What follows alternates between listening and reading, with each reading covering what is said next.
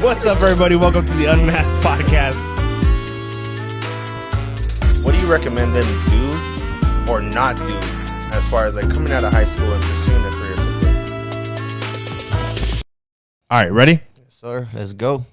What's up, everybody? Welcome to the Unmasked Podcast. This is going to be episode number 13. Today, we got a special guest in the building. Somebody that's been riding with the Unmasked since day uno. Man, probably since before. But somebody that's honestly has, and I can appreciate it. He's been giving me positive feedback, positive criticism throughout this entire journey so far. So I appreciate that wholeheartedly. Sure. Honest feedback. Ivan Garza, everybody. The man, the myth, the legend, the man of many traits. This man's honestly good at everything that I know. I don't know about this. You ask my wife that. For the most part, he's a man of many crafts for sure. Yeah. You could honestly say that. So a little bit backstory on you. How did you where are you from? You know, we already said your name. Where are you from? I was born in Texas. Lived in Lamont since probably 9. Now I live in Bakersfield. But yeah, pretty much just trying to make it. So, little backstory on us. I didn't talk to you in high school whatsoever. We didn't talk whatsoever at all. And we, I would probably say we would pass each other in the halls or whatever the case is, but nonetheless, we didn't speak. Not because of any bad terms or nothing, but once we got to college, that's where our story begins. You know what I mean? So I remember it was a Saturday school, so I was leaving school, and then you were going to class. And then we just crossed paths, and it just started from there, bro. I think we were both leaving.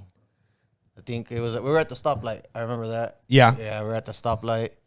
We ran into each other, and that's when we were there probably like an hour or two just talking, man. Yeah, and we were just bullshit. We were talking, honestly, I remember we were just talking shit. Because the first time before that was we met at Chavez's thing at the sushi place. Yeah, at the sushi, that fancy-ass sushi place. And we didn't even talk there either. It was just like, hey, what's up, you know.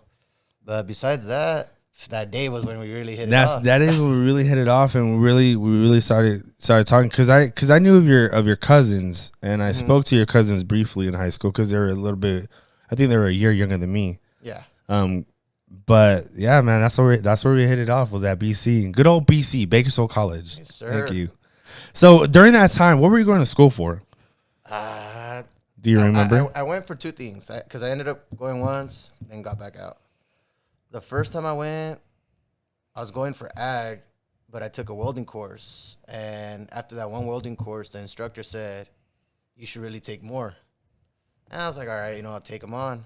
So I went and got my certificate for all the welding classes and everything. And then I ended up going to the oil fields after that.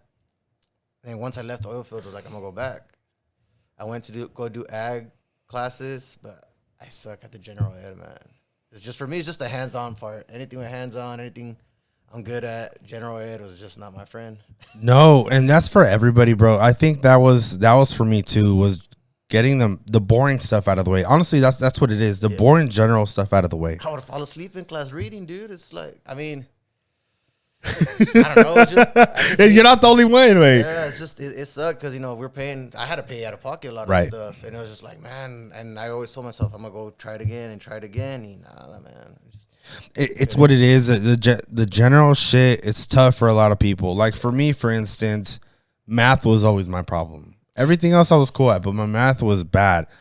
The only way I learned was by memorizing everything. So I would take it online. For me, math was the easy one. For me, so this day, I have a lot of issues with punctuation and grammar. Every post, everything, my wife, contracts, my wife. She holds it down, That's just for me, I'm not good at that. Those are the ones that would put me to sleep the most. Yeah. Honestly, that was my strong suit, English. Yeah, see, the English grammar or whatever. Well, look at me now. I use math on a daily. Yeah. See, that's measurements and everything. And we'll get there. So after you stopped taking classes at BC, where did that take you? Because I remember we were on a roller coaster because we didn't know what we wanted to do at that time, anyways. And those were big conversation starters for us. Yeah. What kind of road did it take you on? I think was it after BC.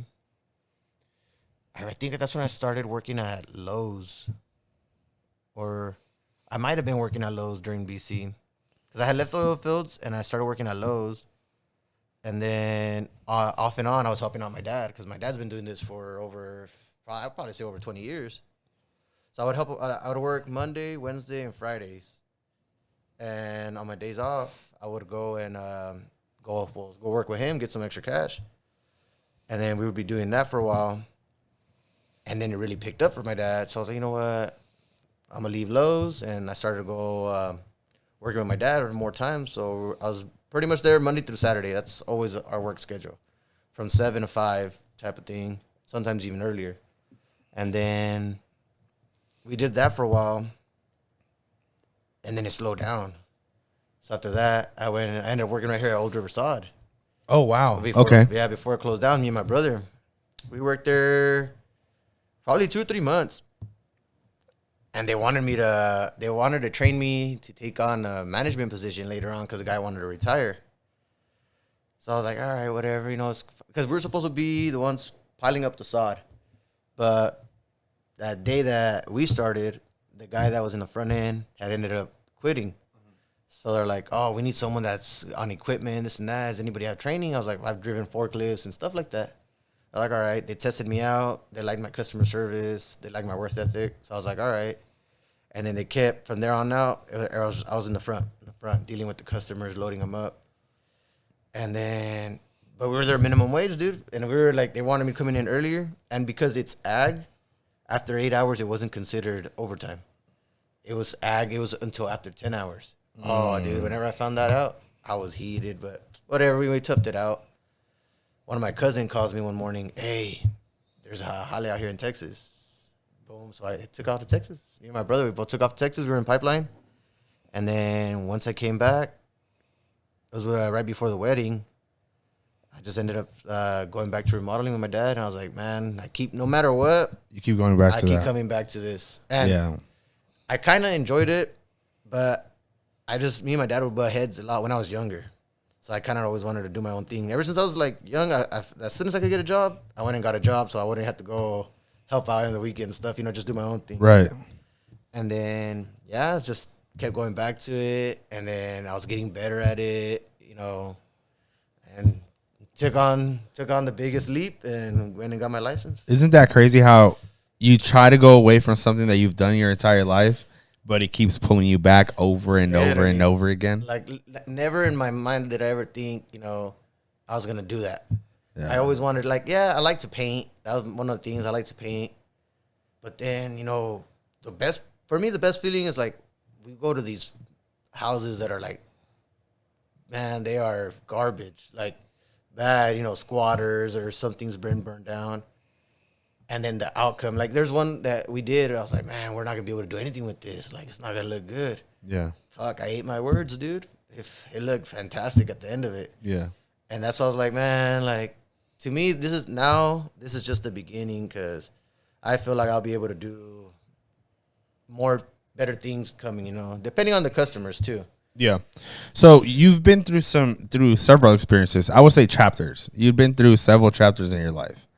Chapter number 1, BC. That's your chapter, right? Trying to find out something that you're trying to fall in love with something. Yeah. Chapter number 2 was your rooster, which you brought it up earlier today. I had completely forgot about it. Yeah. So you brought it up earlier today. I completely forgot about that journey that you went through. And a lot of my friends from high school that knew me knew that I had roosters because I've had them since 7th grade. But it was just a thing where I liked it. Ever since I was a little kid in Mexico, because we would migrate back and forth. Yeah. I would always be with the roosters, my uncles, my dad, everybody. Yeah. So I had them. And then after a while, it was just one of those things where Martin Rodriguez, el hermano de Jesse, sí. Because I'd had different types. He goes, hey, why don't you make an Instagram, post them up? I see bullshitting. Surely enough, I did it, dude, and people were messaging me. And it was little sales here and there, but it was extra money. Yeah. So you were cashing out? I would say, not everything was going good, man. Even when I was in Texas, Fabian was holding it down for me. Yeah. And that fool, he would meet up with people sometimes. But then what really messed it up was when there was that Newcastle thing. So we couldn't ship out of state. What Newcastle thing? Talk about that. It's like a chicken virus. Oh, It was okay. like chicken pox type of thing, so they wouldn't let you ship out of state. I even had my mom drop off birds for me one time at the post office. Oh, no shit. Yeah, you ship Oh, them out shit. from the USPS. In a box? Yeah, they sell a special box. It has holes on it and everything. Wow. I see things that you never get into, you don't know Yeah, about. dude. Like one time I was working in Taft and I told my dad, I was like, hey, I'm going to take these birds because I'm going to ship them out. I was shipping them to Texas. And I think to this day, I still communicate with the guy, and he still has some of my bloodline out there. So what ended up going with that? Like, did you end up just dropping all your roosters? Did you end up selling all of them and just cutting it off? Funny story, dude. We're Try not to tap so much. You could hear it. we're trying to. Don't get so nervous. Don't get so nervous. Come on, get comfy, man. Yeah, we were trying to. don't be so nervous, my boy. Let's go. We were getting. We were looking for a house in Bakersfield. Okay. I was like, man, I'm not gonna be able to keep my chickens in Bakersfield unless we were to get one of those, houses that's zoned for it. But nah, we didn't.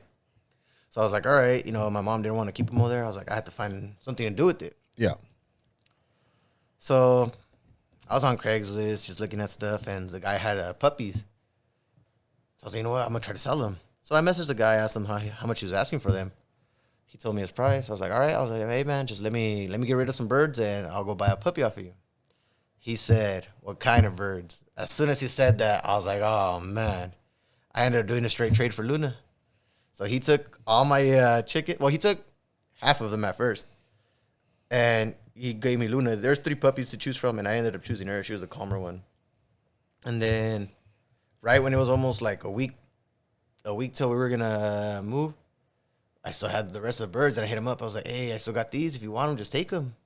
I was like, I got the little mini ones. And I was like, oh, yeah, for my son. He took them. And I honestly thought it was going to be a lot harder for me to let go since it was always since 7th grade I've had them. I was always drawn to it. Right. Drawn to, not just roosters. Roosters just the easiest thing you could keep. I've always been drawn to, like, cows, sheep, pig, everything, The farm life. Yeah, That farm Texas life. Yeah. Well, it's not just Texas life, but yeah, I guess. Yeah, Mexico life. The Mexican life. That's it. Yeah. So, yeah, but here we are now. No so get rid of your roosters, and now you have this little puppy. With this little puppy, do you have a vision of creating an empire with that puppy at that point in time? Dude, I wasn't even gonna breed. My thing was just, we're moving to Bakersfield. We're new to the, we didn't know the area. I need a guard dog. Yeah. We're gonna have a camera, but I was like, we're gonna have a camera, but I was like, nah, I still need a guard dog. And I hadn't had a dog. I was probably, man, I think it was before the chickens that we hadn't had dogs. So since probably like 10 years old, my last dog was a pit bull, se llamaba Chula, and she ran away, dude. I cried. When you were living in Lamont? Yeah, I cried. That was my favorite dog. What kind of dog? It was you a- said it It was like, or honestly, I would say it was probably like the original bullies, because it was like pit bull mixed with no me acuerdo what he said. Yeah. And she was stalking everything. Everybody, like, we would walk around the neighborhood, told me la chuleaba. I'm like, oh damn, she's nice. She even had the green eyes. Yeah. And she ran away, and we didn't have Don't you have green eyes? Fuck no. I thought you had green eyes. I hope the baby has green eyes. But yeah, no, it was just one of those things where I just like, all right, we're having a guard dog, so she started developing. She started getting. I thought she was nice, but she's beautiful, bro. yeah. And everybody, And really, really, from the couple times that I've seen her, very mild-tempered, really sweet. well, that's sweet why dog. that's why I chose her, because I did my research on it. They're like, oh, as puppies, they'll give you like a hint of what they're gonna be growing up, and she was the calmest one. Yeah. So I got her, and then even like whenever I had the despedida and you guys were there, Yeah. she was like real chill. She was everywhere, bro. She was everywhere, and everybody's like, "Oh, you should breed her later on." That was never my intention. So I was like, "All right, whatever." And once she started getting bigger, she started getting real solid. And one of my buddies, he's all like, "Oh, dude, she has a lot of that old school blood. You should breed her." I was like, "All right, whatever." We bred her 2 times, y nada. I told Yasmin, this is the last time, because I was already invested and I had no return. Yeah. I was like, this is the last time. How were you, for the people that don't know, how were you invested as the owner of the female dog? How were you invested? Ultrasounds. Because first you do the AIs, and then you do first is a progesterone test. Okay. You pretty much go, le sacan sangre, and then they put in a little thing and see where her levels are at. she has to be at a certain level in order for them to be able to breed. So that's when she's ovulating. They go based off of, I think it's like 9 through 14 or something like that. So once she's into those numbers, that means that she's producing the eggs. Yeah. So then after that, she's ready to inseminate. So for each test, they cobran, depending, is like $50 to $75 for the progesterone test. Yeah. The first time I went like 4 times, so she finally was in her numbers. Y luego for each AI, también it's like 75, or it's 150 for 2. So it's already, all right, you add that up. And I went 2 times, and each time she was like 4 or 5 times that I had to do progesterone test. Oh, shoot. I was already invested quite a bit. So I was like, you know what? The last time I was like, that's it. You know, if she doesn't take, I'm not even going to try anymore. Well, she took. She took, and yeah, she had 10 puppies, but 3 of them didn't make it from the get-go. Man. You know, one of them, I told Yasmin, because I was going to work still. I was like, hey, go check up on her. Well, Luna gets very excited with Yasmin. So, and eso, like, she opened the door. You know, she opened the door, she goes, like, Steps on the puppy. Yeah, she stepped on it. It was a female. I was like, Yeah, and that was it. But luckily, the rest of them made it. So 7 out of 10 puppies. I mean, that's still 6 at the end of it. 6 out of 10 puppies. That's still a great number. So recently, Cash we were able to make Cash with my neighbor's dog, but we don't know what happened. You tell me. I mean, I'm pretty sure you did all your research as far as like age. You know, you have the female dog, age of breeding, how to breed it correctly. Make sure you get the ultrasounds. You know, check the dog. Make sure she's available to healthy enough to have the puppies. But so we were able to make. They crossed, and so she recently had 2 puppies. Oh. Only 2 though. How many times did you breed her? Once. Oh, dude, you're supposed to let him. Well, see. Well, he clinched once. Yeah, I mean, we had been taking him to the house all week. I mean, he would hump her. Pero no se dejaba. Se dejaba, pero no conectaba. And then once he finally swelled up in her, and that's when he got stuck. So he got stuck once, but that's it. It's all about timing, dude. It's like with But this is the thing though. So he didn't think she was pregnant. Didn't get an ultrasound or nothing. I guess the dog was just walking around, and then a fucking puppy fell out. No way. Swear to God. What the? Yeah, because we're gonna try again.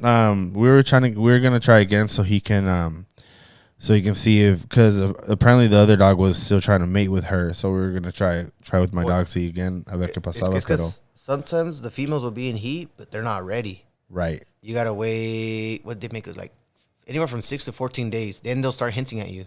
Yeah. Like you gotta observe them, dude. You gotta see. She'll start moving her tail to the side whenever she's ready to let the male mount her. So and we ended up getting her blood taken out and everything, and she wasn't ready that day, but the guy said she would have been ready in like a couple of days. So that's something we tried, but we only got 2. He only got 2 puppies out of it, but we're gonna try again. I think she was like a year and a half when we tried. Could that have made a difference too? Possibly. Maybe. I mean, I waited. It could be many different things. Well, right? Luna didn't take, so she was about close to 2 years. That's when she finally took. And it's like Lulu, Luna's daughter, she's in Arvin. She was bred, and she only had 1 puppy in her, but it didn't make it.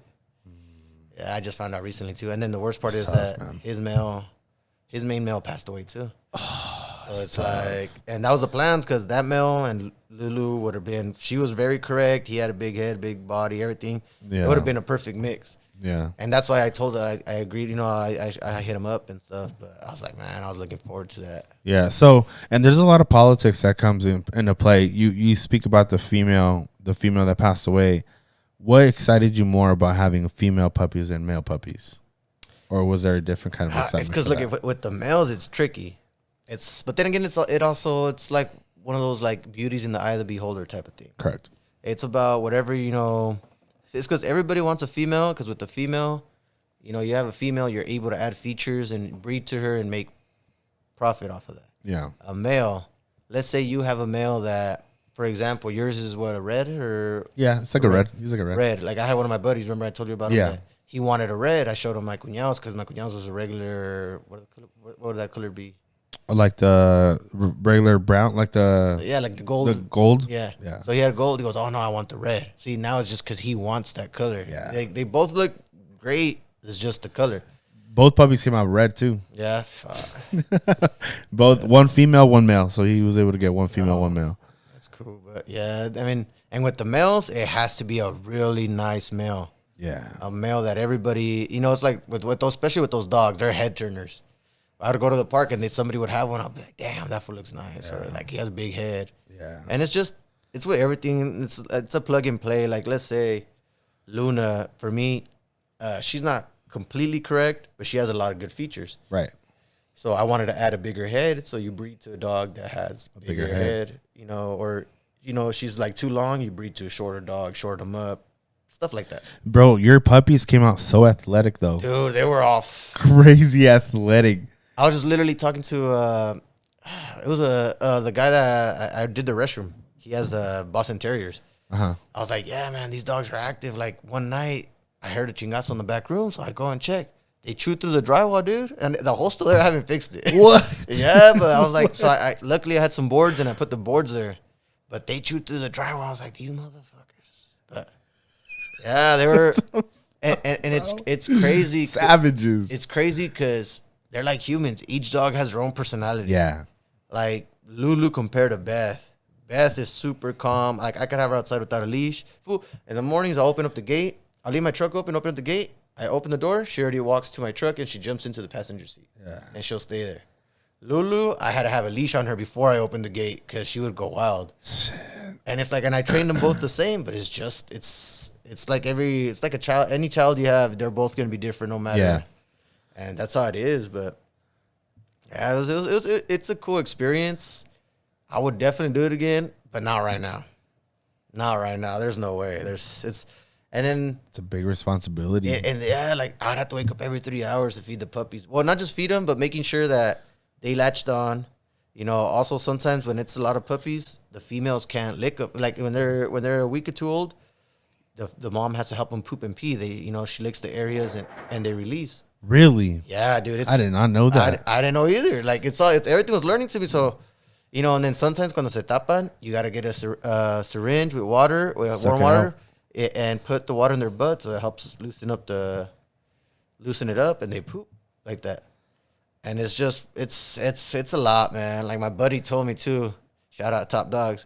He goes, hey, after you do it, you're not going to want to do it no more. And I was like, man, surely enough, now it's like, it's a cool experience, but you just have to have a lot of time. And a lot of patience. It's not like everybody thinks it's a quick.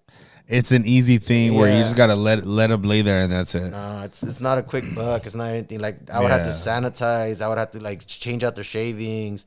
Make sure Luna was eating right. Make sure that the puppies, look at all the puppies, see how they're acting after they ate. And it was a lot, and then you have to alternate them.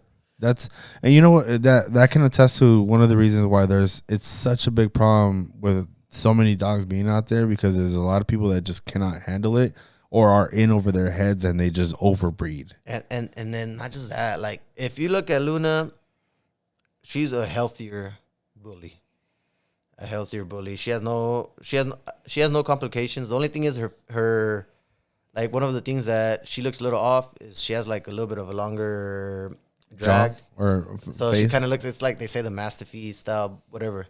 But besides that, she's a healthy dog. Like a lot of these dogs that they're breeding, they're coming out with heart murmurs, or they're trying to breed them too short, so they can't move, or there's just a lot of things. People are just chasing a hype now. They're not really caring about the health. Yeah, and that's tough too. Like when we were looking into getting the dog, the golden doodle. Well, my wife wanted a golden retriever, but we couldn't do that. Too much hair. Just too much fucking hair. Too, no? And, well, this one's active. Yeah, I was about to say. Yeah. But as far as like, so we wanted a dog that was that didn't shed, so hypoallergenic, and then but she still wanted her golden retriever or whatever. So Airbud. Yeah, her Airbud, which it was an Airbus, but whatever. And it turned out there's mini doodles, standard doodles, XL doodle, or not standard doodles, mini doodles, and then there's something else in between. The toy. Yeah, but those I remember when we took them to the vet. The vet mentioned, thank goodness you got a standard, because the shorter ones, they have issues.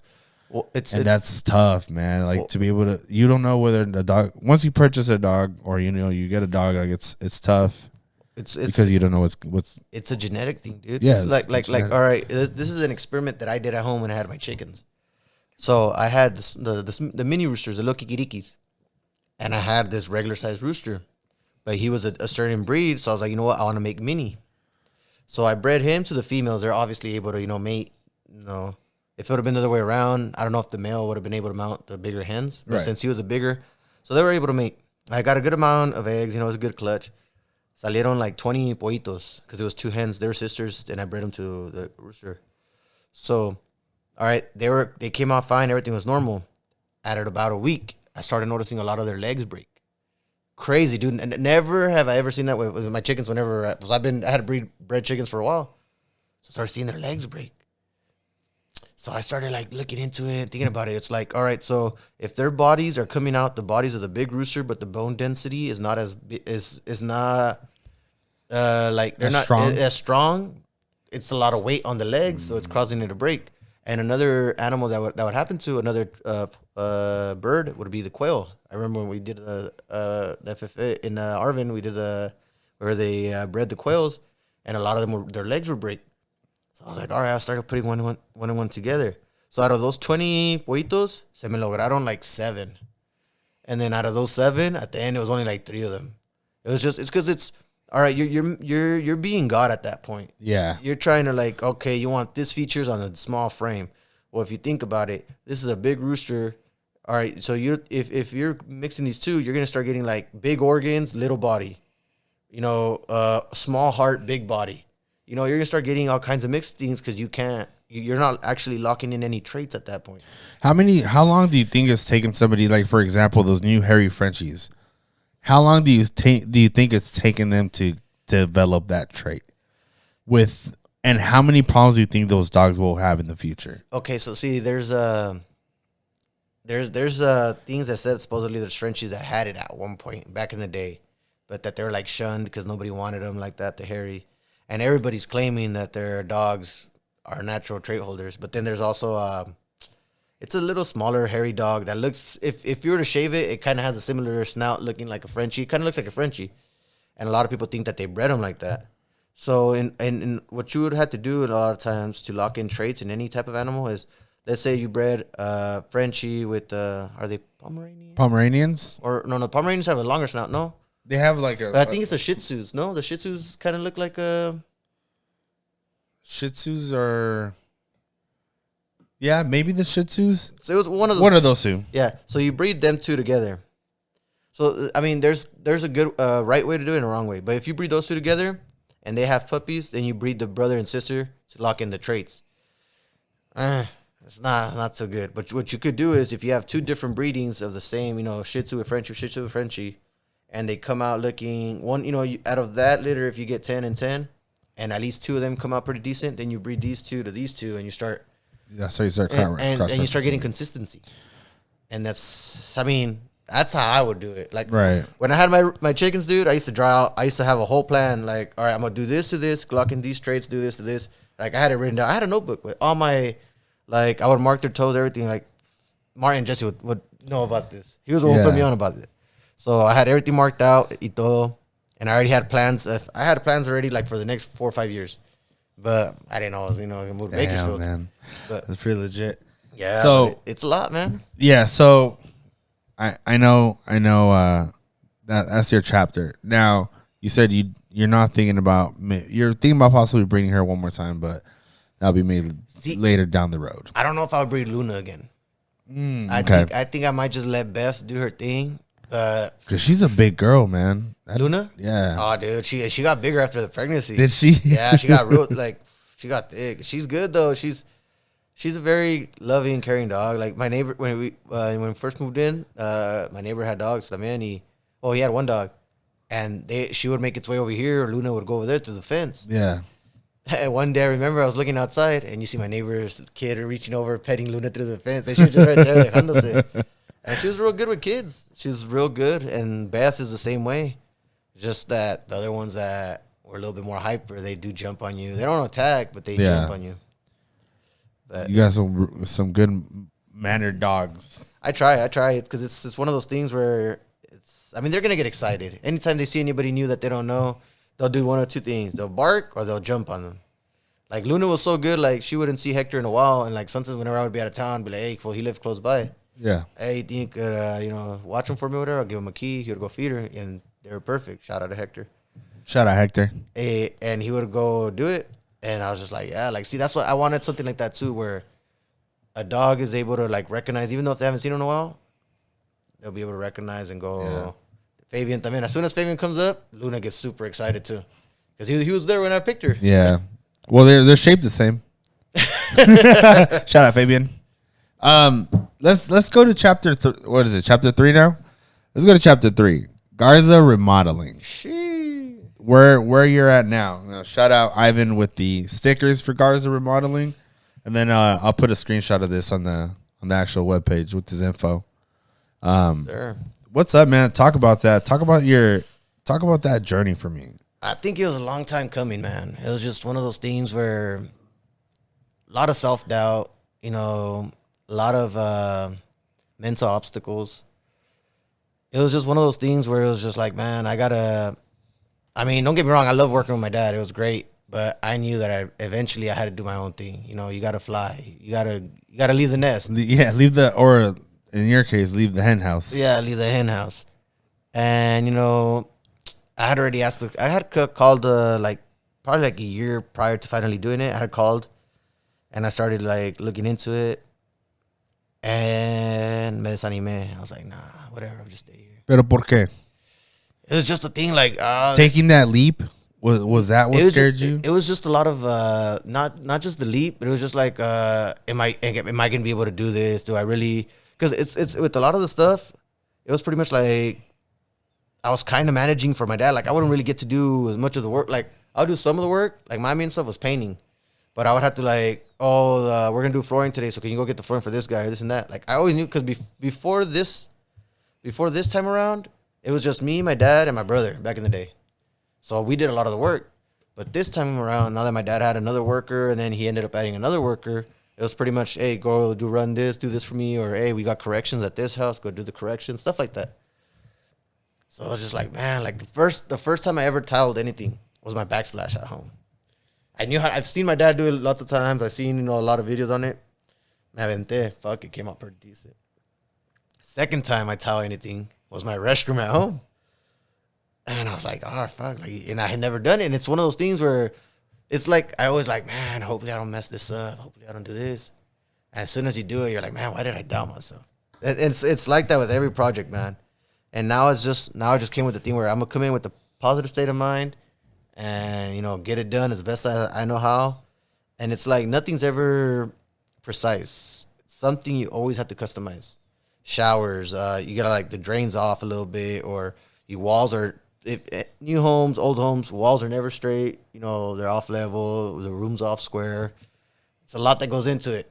Nothing's perfect. Yeah, but sometimes it's kind of hard to explain to people. Yeah, but it's like, and a lot of people have actually started noticing that I wouldn't say I'm a perfectionist, but I've been called like by a lot of the people perfectionist at my job, at least, not at home, but at my job. Wow. But shake my head. Nah, I can't hold it down at home. I just can't. I can't. It's I can't. It's different. It's different. It's like my wife holds it down. It is. But it's one of those things with that job is just I think the biggest thing for me was not only getting my license, but it was also stepping out of my comfort zone. And every job I've taken on since then has been me stepping out of my comfort zone every time. Yeah. One of the hardest things for me was pricing. Because I always felt, this is easy. I could do this much. And it always ended up biting me in the ass, dude. And then another thing I've learned, too, is never do anything for free. If you do one thing for free, y estás ahí arreglándolo or whatever, something ends up going wrong, those 2 to 3 minutes that it would have taken you now turn into 2-3 hours. And it's like, now you're not per se out of pocket, but it's like, man, you're doing things that you shouldn't have to do extra. And that's why I try to tell people, you know, whenever I do the contracts or whenever we talk about it, I inform them of everything that's going to happen. You know what? This is exactly what I'm charging you for. Anything else after that is extra. It's just, and if for whatever reason I'm charging you for what I have a visual on, for whatever reason I demo the shower and 2x4s are rotted out, this and that, I'm gonna have to charge you different. That's when you call, you know, put in a change order, and you talk to the customer before. If you come to agreement, it's not, well, all right, you know, whatever, we'll end it here. But you tell them, hey, you know what, this happened. It wasn't part of the original bid. Y lo arreglas. But it's a lot that goes into it. It's tough conversations because ultimately you don't have anybody. So, for example, I work where I have a manager that if I have any issues with the customer and there's no longer something I can do, they go there.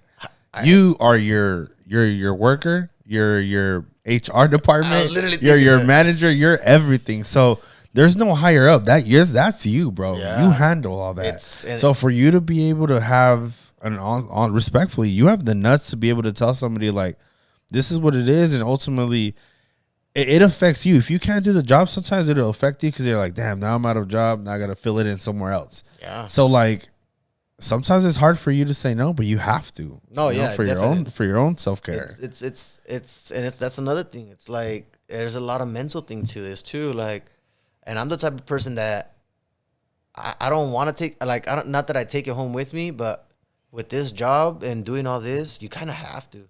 You have to plan for the next day, for the next 2 days. You know, you're like, all right. Even if you're like, see, if I did something one day and I'm not completely satisfied with it myself, I'm thinking about like, all right, how can I go fix it? Like, how can I make it better? Would you go back? Sometimes. And I did on one house and it bit me in the ass. But it was just like, I told them originally, floor's messed up. I can't really do much of it. Because there's a lot that goes into it. Like, you tell someone, oh, I'm going to do laminate or vinyl. A lot of the times you got to do that self-leveling. And that's additional and people don't want to. Oh, but just do it like that. But they expect the tile to be straight. They expect the laminate to be straight, the vinyl. Well, the floor isn't even straight, so how do you expect the tile to be straight? You know, you give them the option in the beginning, and they don't want it. And then at the end, they make a deal over it. But it's like, dude, I explained to you. I went over it with you. It's a lot. And sometimes it's kind of, that's the worst part. Like, even I was very, in the beginning, where I would itemize everything. Like, tell them, oh, I'm charging you this much for this, and that. Now I'm just like, all right, this is how much it's going to cost you. If you have any questions, let me know. But I don't want to have to break everything down for you. Because sometimes, you know, you're doing a bigger project. You do like a little bundle type of deal. Oh, I'm charging you this much for this, or that. Oh, well, Sasuke, I don't want this no more. So everything else the same. Well, no. I charged you this much because you were doing this too. Now that you're not doing this, I had to adjust the prices. Oh, but why? It's like, bro, like, you know, you're trying to help them out, you know, but yeah. Sometimes they don't want the help. So then, well, okay, you don't want the help. It's because as a customer, you don't see it that way. You see it like, maybe this guy's trying to get the best out of me, the most out of me, because of bad experiences, not because of you, but because of previous bad experiences. And the crazy part is that, you know, I don't feel like a lot of people with opinion would be like, oh, I'll go work for the day, or like, you know, stuff like that.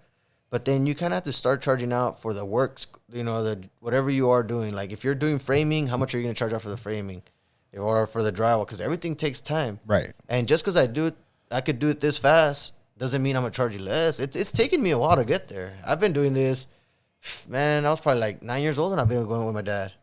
So it's taken me a while. I'm nowhere near where I want to be, but I feel like eventually I'll get there. And it's like, I wouldn't, like, my buddy, he does showers. And like this one, I knocked it out in 6.5 days. He has a helper. And he'll be like, dude, how do you finish it so fast? I was like, I'm just on it. Like, I'm just trying to get it done. And it's like, I'm not doing it fast and it's shitty. No, like, I'm trying to be precise on everything. Right. Like, if it comes down to a 16th off, which is probably just like a hairline, I'm beating myself up over it. If, let's say, I have it kind of like planned out in my head, okay, this day I got to do this and that, and I didn't get to, on like my planning is off, I'm beating myself up. And my wife's all like, you got to stop doing that. Like, you're doing good. Like, it's just, It's because now not only do I have to be the worker, but I also kind of have to be the boss and kind of like hold myself accountable. Like, all right, because no one else is. yeah, no one else is. That's the hard part. Like, everybody thinks, oh, you're your own boss. You can do whatever you want. I was like, nah, I'm my own boss. I got to be responsible. I got to be on time. I got to do everything right. You got because your work is gonna speak for itself. Yeah, it's my reputation. It's your reputation. And it's like there's been a couple of clients that say this is like it's like your art. Like, and I was like, it is. Like to them, they'll be like, oh, it's fine. But to me, it's like, nah, man. I'm my own biggest critique. Like with a lot of the stuff, the customer will be satisfied, and if I see something and I'm gusta, I'm right there. They're like, nah. I was like, nah, you might not see it, but if for whatever reason another day you bring another contractor in, he's gonna point it out, and then that's where I'm gonna feel bad. So I try to get it as damn near perfect. Not even then, because even sometimes customers or your customer will be like, yeah, it's fine. But that's like it'll roll over and over, and then someone points it out and be like, yeah, oh, he did a horrible job. He left it like this, whatever. Because you can't speak for yourself. And see, like, and in the beginning, I used to think of that too. Like, oh, it's the bad contractor. But sometimes it's not even the contractor. It's a lot of the times it's like they give you the option to do it better, and you said no, so they're doing with what you got. You know, they're trying to make it work with whatever you have there, whatever's available. Right. And at the same time, they say, oh, you shouldn't do those type of jobs because it makes you look bad, and it really does. But at the same time, you're trying to help somebody out, and it's kind of hard. Like, I had someone one time reply on one of my videos like, oh, that's a hack job. I was like, bro, I'm doing what the customer wanted, Or whenever the flooring, because I do that stair pattern. Yeah. Oh, what are you doing, putting flooring or building stairs? And I was like, hey, man, that's one of the options that I offer. You could do that. You do the halfway point. You do the bricks, whatever you want. I give the customer options and whatever they want. But it's like it's with everything. You get hate. How do you deal with because you post a lot of you're starting to post a lot more on your social medias. Yeah. How do you personally deal with that hate? Or honestly, I haven't even critics. I haven't even got too much of it. At least not to my face or stuff like that. I haven't got too much of it. I think it'd be easier if they tell it to your face, because then you guys can have an actual conversation. Well, see, when they hit you online, it's different. And actually tell people, like, I even tell my customers, like, hey, if you guys feel like I have to work on something, let me know. Like, I honestly, my thing is I'm trying to get everything down to the dot. Like, that's just me. I'm trying to, like, make sure everything comes out perfect, because I'm a homeowner, and you guys are paying for the work. You don't want to pay someone for something done half-assed. Right. And it's like, it's kind of hard, because you do get those people that, especially like when the flips, sometimes it's like they're about to move, let's go, trying to just get the house on the market, they make it look good. But then, sometimes with certain things, it's like, oh, we could have done this to help it, but it ends up costing a little bit more. Well, it's just, we're just trying to get it on the market or stuff like that. So are you getting now contracted to do flips? Because I've seen you post that. I'm actually going to check out 2 tomorrow with the same guy. He's from LA. We're cool. We hit it off too. It was real good. The only reason I like the flips is because I do a little bit of everything. Yeah. And I like that, because like right now I'm getting hit up for a lot of showers. I don't mind them, but it's just like it's a lot of showers. Like sometimes it's like it's the repetitiveness of it that you could become better at it. But my main thing, I always like to paint. I like painting. It's just like I'll probably be able to finish this in a day. Painting, not the whole house, probably this whole entry, everything. Wow, I was about to say, thanks for letting the people know it's a small house. Sad, yo. Disrespect. I said the whole house, like it's a big house. But like it's just, I don't know. It's just I like doing different things, because that's the beauty of this job. You'll be doing 3 showers for a month or so, and then boom, you get nothing but flooring afterwards. So you kind of get out of. If sometimes you get into a little funk. It's with everything. You get into a funk. So that doing a separate type of job kind of gets you out of that funk. It's like sometimes whenever I'm doing a certain job, I'm over here breaking my head trying to figure it out. And I'll be going back and forth with my wife, telling her, hey, this is happening. She'll be like, just step out. Go drink some water, step out, or do something else if you can for right now.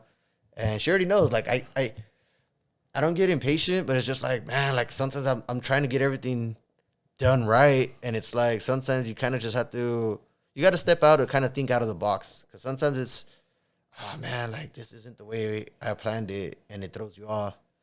And since you're right there in the moment, you're trying to do it the way you planned it, but sometimes it's like you got to step out of that. Yeah, nothing's ever perfect. It ain't. I'm sorry. It's like there's a lot of new homes that I've had people message me about issues, stuff like that. And it's like people still want to, and it's crazy to me that we're supposed to be held liable for things for like 3 to 5 years, depending what you guys agree upon or so.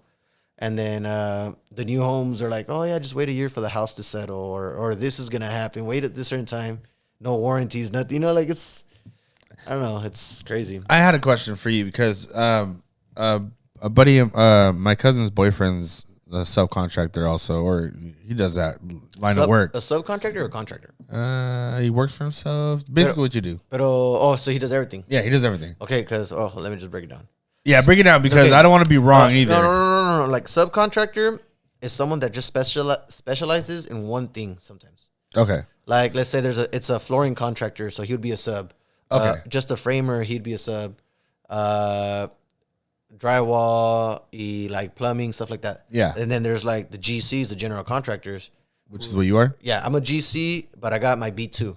Which is? Strictly remodeling. Okay. Like I know how to build homes from the ground up, but it's like I wanted to stick to what we've always done. Right. And I kind of regret it, but it's because it's what everything they have the rules and regulations. Can you go back and get specialized in something else? Yeah, I can. Okay. Like I see, like now my thing is okay. I could go back and get specialized in framing. So with framing, I'd be able to build a new house now that I have my framing and everything. Yeah. But then, so that's what I'm saying. Like the GCs are someone that does pretty much everything. Like I could even do minor HVAC repairs. I could do a lot of like minor plumbing, minor electrical, stuff like that. Like anything you would think of that remodeler needs, like a homeowner needs. Because there's a lot of general contractors that they strictly only do new builds or they do big projects. They won't come near your house if it's like a minor thing. Yeah. I didn't know. I mean, I kind of heard of it, but I didn't really think of it. But it doesn't make sense to them because they got a lot of people on payroll. Yeah. They got a lot more overhead with the trucks, with the equipment, with oil, and they stay away from that. So okay. So now that you broke it down for me, he's a general contractor. Mm-hmm. So he was telling me that compared to the new houses to older homes, it's better in a sense to buy an older home because of the framing. Yeah, the type of material, the wood. Is that true? Well, yeah, it's good. This is how I see it. Back in the day, they used to harvest trees for lumber. Now they grow trees for lumber. Like these trees, the trees that they used to harvest they're there for years. Yeah. Now they're growing special trees, and that's why like you go to Home Depot, you get the straightest stud you can find. If it feels heavy, don't even mess with it because it has a lot of water. So whenever the water, once it dries up, it'll bow on you, it'll crack. And it's crazy because this probably started happening a lot more probably 4 years ago where we were doing patio. We did a patio and all the 4x4s, which are the thicker ones, for the posts for the patios that holds them up. Yeah. They all started cracking right down the middle, like all of them. And I was like, what the heck? And now you think about the beams on top, they all started to crack. And it's for the same thing. The lumber sucks. It really does. And it's not just lumber anymore. It's a lot of other products too that, with minimum wages going up, with everything going up, some people have to cut costs. So they let go of certain, people, to do. So I'm gonna have this guy doing 2 jobs now instead of doing 1. Damn. Dude, one time I was at Home Depot, I saw termite holes on a 2x4. I could have sworn there was termites in it too. Like the quality control sucks on a lot of products. And it's like with me, I can't warranty the products. I'll warranty my work. Right. But I can't warranty the products. And it's kind of getting hard now where I just tell, with me especially, I tell customers, like a lot of contractors won't do that, but I tell customers, get as many of the materials as you know and want, like that you're going to use, get them and I'll get whatever I need eventually. As little by little, I'll go start getting whatever I need. And it kind of saves me time and it's less liability for me now because they were the ones who chose it. Right. And it's because everybody's like, oh no, include the materials. Dude, the materials fluctuate. One day it'll be one thing, another be. So I can't make a bid with materials. Yeah. And then not just that. Think about it. If you hired me to make a closet for you, I go choose the studs. And for whatever reason, those studs dry out and they start warping and then you start seeing your drywall crack or the walls crack or something cracks or something moves. Who are you going to hold accountable? That's the thing, see? And it's you got to... That's why, I'll tell them, I'll choose the materials, but you're verifying it as soon as I get it, that everything was fine. Whenever I built it, everything was fine. I'll tell them. I'll explain to them. A lot of things could happen. This could happen. This could happen. But the good thing is everything's fixable. Yeah, for the most part, everything's fixable. Yeah, but then I mean, you do kind of have to. If it's your bad, like where you messed up, yeah, of course you have to go do it for free. It's your word, it's your reputation on the line, whatever. But if it's something that you explain to them, and then they kind of have to, they're trying to hold you accountable for it, but you explain it, it's different. Yeah. And that's where I feel like a lot of people get a bad rep too, because I know a lot of people explain things to people. It's just that they want to. Everybody wants to get free work or get something done for cheaper. Yeah. So, man, I want to keep asking you questions. So my girl's really adamant about whenever we move, she's really adamant about getting a house with 3 bedrooms. Now, there's not a lot of houses on the market with 3 bedrooms. How easy is it to create a third bedroom? Or I'm sorry, restroom, a third restroom? Depends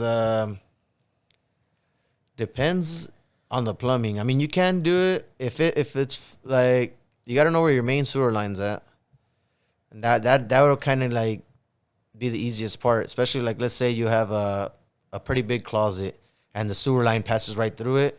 Because you just lift that up especially if it's just for toilet or for shower too. Nah, just for toilet. Okay, then yeah, that's easier. But let's say you want to make one outside, and drain line is nowhere near outside. So it's a beach. So yeah, you got to break cement inside, and you got to run the drain line outside now. Yeah. Or if for whatever reason you could run it through the side of the house, go attached to the main line outside too, and it's one of those like I'm gonna go check out a restroom that they want me to build for outside for their pool. I'm gonna check it out this weekend too, and that's my main concern already. Is like, where's that main line? Yeah, is it anywhere near? How do you find that main line? Do you do it by the mapping that they have for the home, or? Well, it's with a lot of these older homes. Pretty much what you're looking for sometimes is a clean out, which is like on the outside of homes, you'll see like a circle with the little square on top. Okay, yeah. The plumbers are able to open that. Yeah, put the snake in there. All right, if there's a clean out, well, you could attach to that in that area. You just move the clean out to a different area after that, and you can attach to that pipe. But you also got to make sure it has the right slope. Like, slope. It has to have a certain degree. Yeah, it has to have a certain degree because you don't want the poop or anything to stay stuck in. Yeah. So that's what I'm saying. So sometimes you could have a drain line outside, but if you're trying to attach to it, like let's say 20 feet away. And I want to say because I don't really do too much drain, so don't quote me on this. But I want to say for like every foot, might be like a 1/4 inch that it has to drop, or it might be something around those lines. Yeah. Well, if 20 feet away, you add that up, well, that's already that's a bunch of inches already. You're like, all right, well, if you can't give it those inches, well, you got to figure it out. And then sometimes you just have to cut it back more and try to see if you could drop it some more, or sometimes it just can't be done. Damn. I mean, it can, but it's a lot of money. It's a lot of money, a lot of work. Man, that's awesome. Well, I hope it continues to bring you fucking prosperity, bro. Just keep sharing those shits, and we'll keep sharing them for you. Yeah, I mean, that's word of mouth. And I just do it just so because sometimes I get people asking me questions. Well, what do you do? So I try to post as much as everything that I do. Yeah. Like I need to get not a GoPro, but like. Sometimes it's like you don't want to have that on you because you do some shit when you're mad or I mean obviously then it becomes because like let's say you're over here you're batallando, you hit the wall or something, and then now you have to edit more than you want to, and you got to do all kinds of stuff. Hey man, if you need me to edit stuff for you, I'm more than happy to edit. ¿Para qué quiero el TikTok? Yeah. Oh, sorry. Yeah. Sorry. Self-edited right there. Nah, it's. I don't want to get to that point, not yet. I mean, maybe later on if I do like end up branching now or getting get to what point? To like where where I could like have because right now it's just me. It's like a videographer on the side is just doing stuff for like you. Just like whenever like if I get a helper, be like, hey, I'm gonna do this, and I haven't really showed people that I do this. Record me for a couple minutes and stuff because I try to explain a lot of the stuff to sometimes so people could try doing it themselves because. A lot of people are like, oh, well, why is it so? Well, then try it. Like I've told people, try it. Even you'll be surprised. Some people, the simplest thing I think is simplest is painting. Some people struggle with painting. Yeah. And I think painting is fun. I think painting is fun. It is. It may take me a little longer than you, but I enjoy painting. I'm pretty For sure. sure. It probably takes a lot of people a little bit longer than me. Yeah, but, probably. I mean, I can't record and brush like you do. hey, But. dude, and it's taking me years. Like, and I'm nowhere near perfect, and I'll tell you, like, man, like I'm always judgmental. Like at the house, Yasmin would always point it out, like, look, you left it there. I was like, hey, like, that's when I used to use tape. Like, I don't use tape no more. Yeah. But I still use tape. dude, it's 'cause Don't judge me, bro. no, I used to use it, but it always bled through, no matter how I did it. The only trick that I know that works, and if you're gonna do it at home, put tape and put caulking. Don't use the quick dry. Use the one that takes a little bit longer to dry. You put tape, put the caulking right on it, and paint right over it. As soon as you're done painting, pull the tape off, and it'll give you that straight line. Because what happens is the caulking gets under the tape wherever the paint would have gotten under. Yeah. And it's not gonna be as noticeable. And then that's when you pull it off. You'll have that straight, crisp line. Nice. So, what advice do you have for any DIYers out there? Any fellow DIYers that want to try projects or are too afraid to try projects? Invest in the tools. It's just one of those things where you start off somewhere. Right. I started off with. I still have a lot of Husky tools, a lot of like commercial electric, which is like the off-brand type of stuff.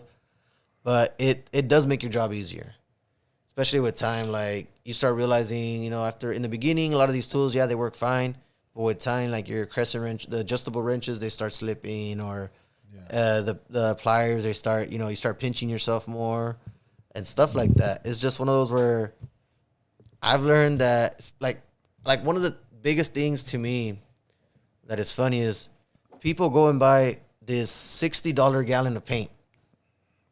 Like a $60 gallon of paint, and go buy the cheapest brush they could find.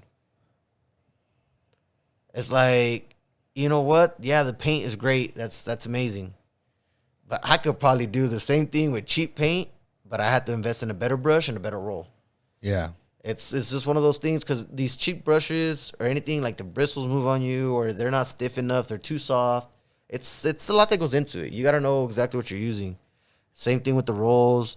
Another thing for like painting, I would say just don't be afraid to put a lot of paint on the roll and just roll it on. Because a lot of people, you'll see them like echan, like if it's a one coat paint, they están echando like half a coat type of thing. Yeah. And it's one of those. Another thing is if you're good with your hands, you're more than likely be able to pick up and do some of these things. Don't try to do any structural shit. I would not recommend that. Obviously. Yeah, no structural. Anything else, you could probably knock it out. One of the biggest things I feel is it's always fear. Whenever the corners, my biggest thing was always fear. Like, nah, I'm going to mess them up. I was like, fuck it. Luckily, my dad had a lot of patience with me, allowed me to do a lot of my practicing there. Yeah. And, that's where I was able to, like, kind of tune my stuff. I mean, I don't do painting all the time, so sometimes it takes me, like, a little, okay, now I got it in. Or, like, right now, I used to buy a bunch of, because at Home Depot, all they had is Wooster brushes. I used to buy a lot of those, but then I started having like little issues with them. So I was like, all right, I'm going to start trying like other brushes. And I started trying the Purdy ones, and they're pretty good. Pretty good. Pretty good. No pun intended. Yeah. Shout out Purdy. Sponsor me. Hey, sponsor him. Yeah, sponsor his message. Then, there's another brush that it's not a big name brush, but I was chopping it up with the guy on Instagram, and he sent me some brushes that are from New York or somewhere like that. Sorry if I said it wrong. They're called Apollo brush. It has a little rabbit on it. Dude, those brushes were great, and they clean up good too. Like I don't know what they're made out of, Yeah. but they clean up good, and it's like whenever you first see it, you're like what the heck? Like this brush ain't gonna be good. But once you dip the paint in it and you start using it, like oh shit, this thing's good. I let a couple of my coworkers. I only test them out though, because these fools were fucking ruining my brushes. It's like $16, $20 brushes, dude. Like I said, you have to invest in them. But a brush will last me anywhere from 2 to 3 years. Oh, okay. It lasts me a while because Yeah. as soon as I'm done with it, or even like another thing where people mess up. Fuck, we're talking a lot about painting. But, No, that's fine. what a lot of people mess up is that they leave the brush in the paint and the air's getting to it, so the paint builds up. Dries up. It dries it up. Like don't do that. If you're done for the brush, even if you're gonna use it in an hour, get a Ziploc bag, close it in there, seal it up, so that way it stays fresh. Yeah. Afterwards, use a little bit of warm water and Dawn, clean it up. If you have like one of those metal cepillos, clean it up with that, and you'll have a brush that will last you a good amount, especially for how many times you're gonna paint. It'll last you. It won't. Don't paint often. Yeah. Electrical, that's a little bit trickier. It's taken me a while to kind of really get some of it down and like to really understand the concept of it. A lot of these older homes are tricky, dude, because like in a lot of the older homes, where the main light is at, there's be a bunch of wires. Like I don't know how they used to wire shit back in the day, but they made it work.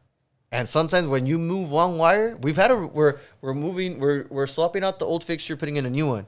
And because we moved one wire and we don't remember exactly which wire it was, it's hard. Porque you're like, okay, they all, especially with a lot of them, they all look alike, especially those old school fiber wires.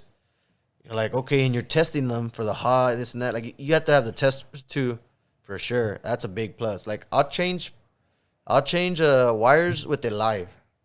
But that's me. I don't recommend it. A lot of people tell me I'm dumb.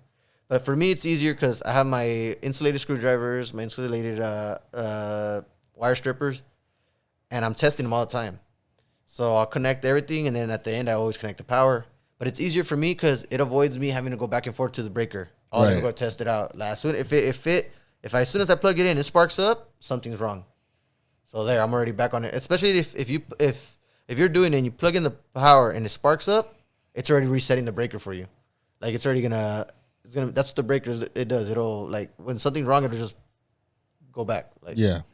So I'll change it out with it live, and I've gotten shocked a couple times, but it feels like you remember back in the day those pins that the shock pins, or the gum. What the fuck? It feels like that. It's not really too bad, but it doesn't freak you out. It did. Like the one thing I won't do with electrical is I won't put in breakers. Like anything that has to do with the main box, I won't do. Yeah, I just can't. And my coworker's backwards. He'll put in breakers, but he won't do electrical live. He'll have to shut off all the breakers. Well, my old coworker. Yeah. Shout out Widow. But Widow. What Widow? Widow, the guy that works for my dad. Sama Widow. Okay. Yeah. Shout out Widow. Yeah. But yeah, that guy taught me a lot about framing. Before him, we were just framing how we thought it went. Nah, this would taught me about backing, about, supports, you're doing this here. Whenever you build up a wall, you're going to brace it here. Like, he taught me a lot of it. Damn. Hell yeah. Yeah. And the first time I ever did it, I was on a catwalk. It's whenever you're on the top of the very 2x4s. Oh, I'm afraid of heights, way. But I was like, nah, I'm not going to let my dad go up there. Is that your phone? Is that my phone? I don't know. Hold on. Quick commercial break. That's outside. All right. Está la banda, güey. Yeah, I know, neta. All right, you were saying, sorry. Oh yeah, like we're framing, and it was the first fire rehab we did. And my dad's like, "Oh, I'll get up there." I was like, "Nah, yo, like fuck that. That's my dad. I'm not gonna let him. I'll get over my fears and get up there." Boy, it was scary as shit. You're walking literally on a 2x4. Luckily, the thing was where I was in the center holding the trusses, which is the piece on the top that makes the roof. So I was holding on to that. So it was we already had the crane load them up on top, and we were moving them. So I was holding them, and I was walking with it like that, and I felt a little better. But this fool, he walks on the edges. I was like, oh, hell no. Like, You're a widow? Yeah, he walks on the edges, dude. And I was like, nah, like, I can't do that shit. Yeah, that's not me either, bro. And there's a lot of framers, like Ivan Santa Maria. He used to do that shit, too. You have to know him. Soccer player. Yeah, he used to post on Snapchat, too. I was like, fuck, dude. Like, it's crazy. They're savages, bro. Yeah. So, kind of moving a little bit forward from Garza remodeling, you're a family man also. How has that been? How's your married life been and moving in and having to do all that, having to be your own personal wife or your own wife's personal DIYer? It's great, dude. Like a lot of people, they're like, yeah, we'll make jokes about it, saying like, oh, you get everything for free. But in reality, all the work I've done does not repay her for everything she's done for me. Like it like straight up, like it doesn't. Like I'm telling you, she helps me out with a lot of stuff, even behind the curtain type of stuff. Yeah. Like I said, I'm not good at grammar, punctuation, a lot of that stuff, and she helps me out with it. And honestly, I don't think there'd be a Garza remodeling without my wife. Like she's really the one who's always pushed me and motivated me. Like she really sees the talent in me, and that I didn't. And I still don't. Like, what? Nah, I'm starting to see it more. But she always tells me, like, oh, you have to get reassurance from this person. I've been telling you for years. Oh, you have to do this. And it's true. Like, And it's not just because, it's her, but sometimes you feel like your significant other sometimes could be on the nicer side. Yeah. I mean, yeah, they tell you and everything, but sometimes you're like, oh man, like sometimes you kind of have to hear it from someone else. I mean, you shouldn't have to, but whenever someone else says it, it gives you that reassurance. Yeah, it's not like it's more of a gratification of getting it for somebody else, but it kind of like puts the nail in the coffin kind of thing. Like, okay, I should have listened to you, but here's another person telling me like it's good. Yeah, and that's like it's one of those things. But yeah, I'm the DIYer and she's the fucking designer. Everything that I've done at the house, she's pretty much all right. We're doing this, and that, and we have our other restaurant that we have to do soon too, and we're already like throwing around ideas about it. But it's always I don't mind it. Like I like it, and it's not just that. It's my own house. I want to showcase my house type of stuff. Right. And it's like it kind of represents me in a way. I mean, there's a lot of stuff that I did when we first got the house. It's almost been 4 years. Next year will be 4 years already. Since when we first got the house compared to now, my, like, I guess you would say craftsmanship has changed so much since then. And at that point, I thought I was good.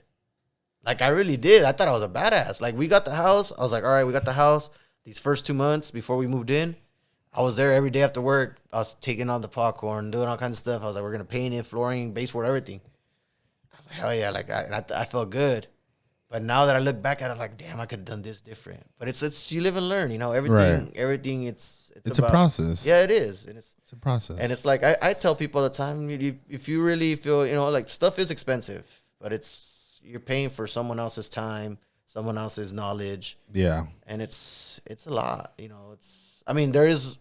I'm not going to say people are overpriced, but there is people that have a bigger crew and have more equipment and stuff that they do have to pay for. Yeah. And luckily, I think that's what's been helping me out the most, that it's just me. So, people get me just like, it's like, there's a lot of people that would be, like they'll come and talk to you and then they'll send their workers. You won't see them again till you give them the checks type of stuff. But anyways, back to my wife being her personal DIYer. It's like, man, sometimes I'll be telling her, like, let's do another project. Like, whenever I was off a couple of days before the baby came, I was like, man, I want to paint that room. Let's paint that room. Like, I'm telling you, I get sometimes, like, and it's crazy because I was the huevón at the house. According to I was the huevón, and it's like, now it's like I always have to be doing something. What? Like, yeah, like my brother. You were accused? Like my brother's always been a worker. Like, that's, and you know what? But my mentality was always like, I'm a worker, but there's a right time to be a worker. With a lot of this stuff, you kind of have to take your time to get it as precise as you can. Yeah. And it's like a mí se me queda a lot of the stuff. I'll watch videos on it, and I'll be like, oh yeah, I could do that. And I'll go try it out, and I can. Like, a lot of the stuff, like, my dad's used to old methods, and I'm so up to date with technology and all this that I started seeing different methods, and I'd be like, oh, we should try this. And, Mexican parents, they're so used to their ways, but sometimes he'd be like, all right, let's try it. And we would try it, like, oh, shit, you're right. Yeah. Like, it's just one of those things. So at the house, I get to practice a lot of the stuff, too. That's another thing. It's like, if I fuck it up, I fucked it up at my house. Fuck it. I'll take another 2 weeks to fix it. Right. But it's like that's why I'm thankful for the years I did in flipping. Because that's where I really got to practice a lot of the stuff that I do now. And it's like, with now, it's like, whenever we do get a flips, I get to tune it. I get to, like, fine tune some of my stuff as well. Because it's different doing a house for a flipper than doing a house of a homeowner. How so?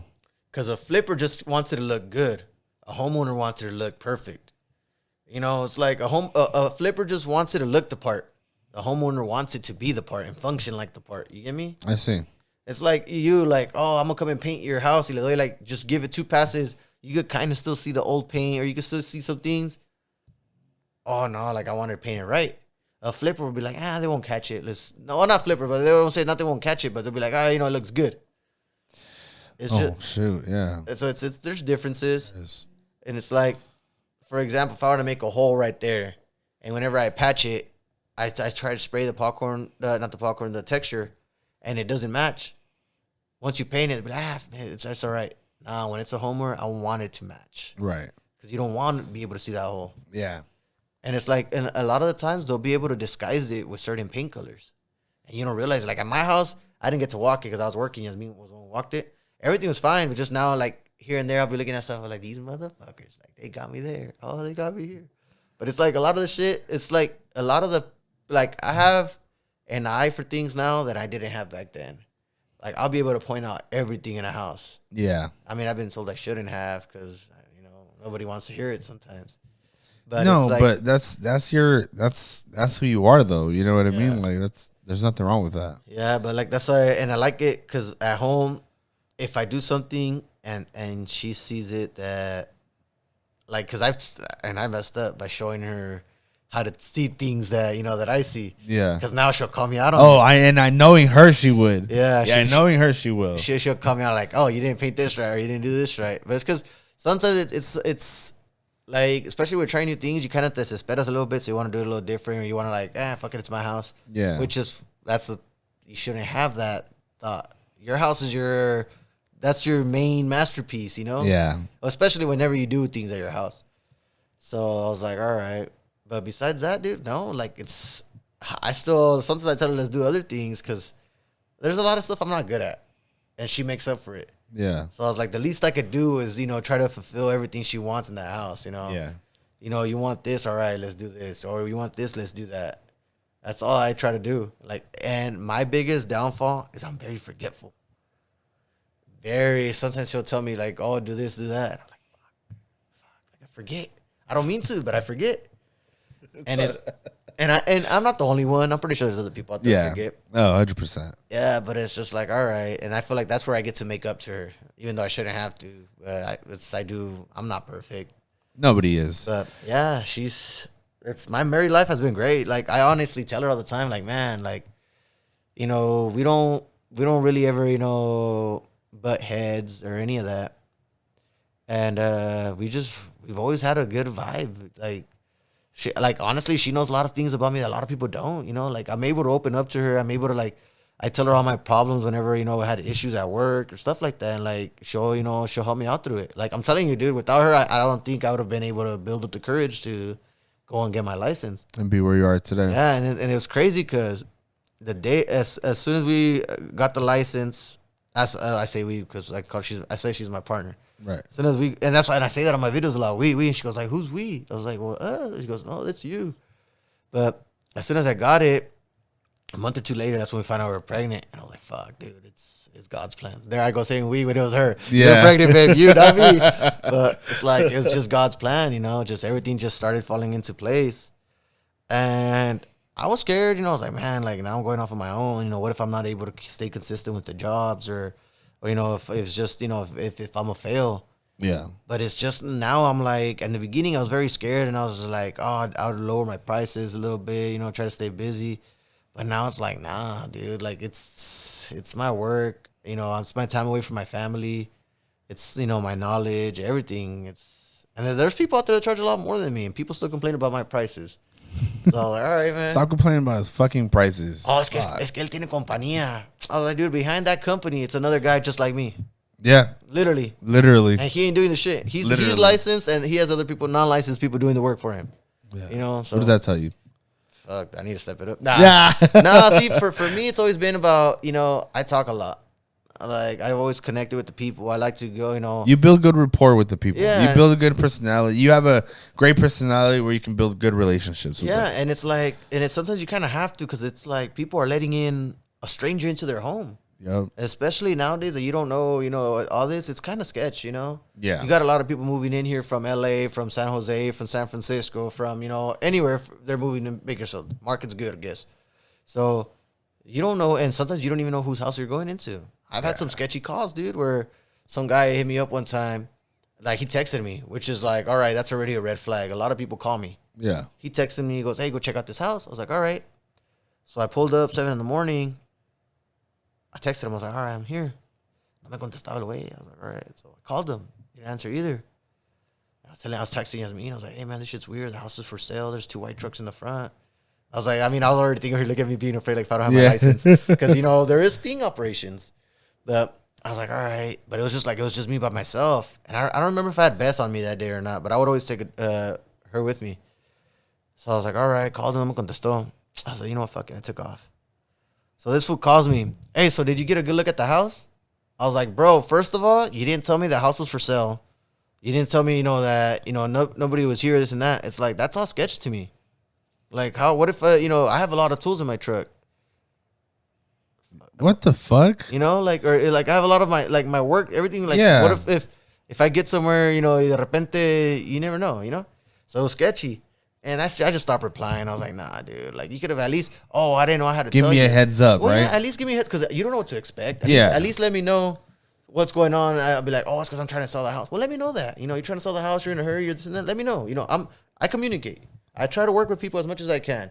But sometimes, it's you leave out the biggest fucking information out of everything. Yeah. Hey, I'm selling my house. Can you take a look at it? It's like see what I can fix. You pull up to a house that's for sale, and you're like, "What the heck? Why would he want to fix it?" Right. Yeah, it throws you off. What the fuck? But like again, going back to the other part. Yeah, I mean, everything's great, and now it's like with the baby, it's like that missing piece you didn't know you needed. Yeah, with the baby now, we're both fathers now. And it's amazing. Yeah, dude, I mean, I still don't know who he looks like. We all want to say, se parece a mí, se parece. Está güerito. I mean, he has a cool personality, chill personality so far. He eats like me. There's a lot of other things he does, but it's like, I think he's just the perfect combination of us both, Enjoy it, bro. Now my baby's 10 months now, and like yesterday or a couple of days ago, me jugó, like she played me. So she started coughing. I'm over here patting her down. And then I was like, "Estás bien?" And then she looks at me. She goes, gives me a fake cough, bro. Did it like 4 or 5 times. I'm like, "You're my kid. You're a faker just like me." I was like, "You're a faker just like your dad." Well, it's crazy, dude. Like, look at my niece. She's about to be a year old already. And I still remember whenever my brother sent me the picture that he was gonna be, or whenever he FaceTimed her to tell me he was gonna be a dad. Yeah. And then look at little Ivan. He's already gonna be a month old tomorrow. It's like, damn, like, it's time flies by, bro. Time tell flies. Me about it. Like, time fucking flies.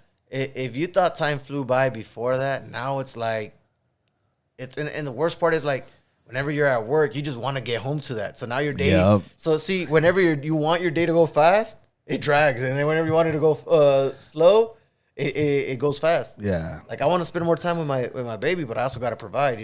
Right. It's like with me, it's like I'm the hunter, she's the gatherer. Like, right.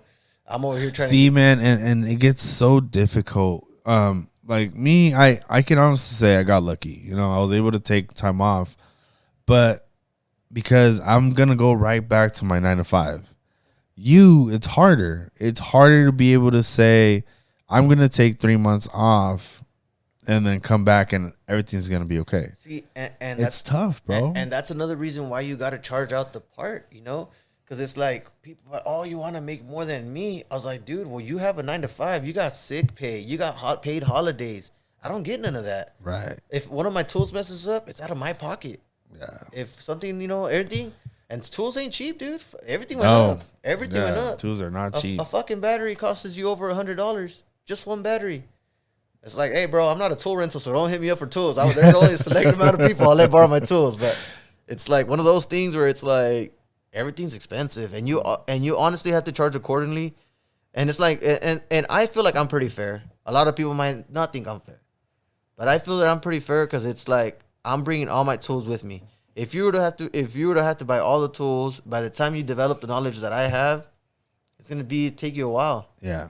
And like I said, I'm a homeowner too, and I try to understand it. And that's why I feel like that's another reason why I still haven't got a helper. Because once I get a helper, I had to raise prices, obviously. Now I'm paying someone else. And another thing about getting a helper is I'll still have my money saved up from my jobs, but now I got to keep the helper busy too.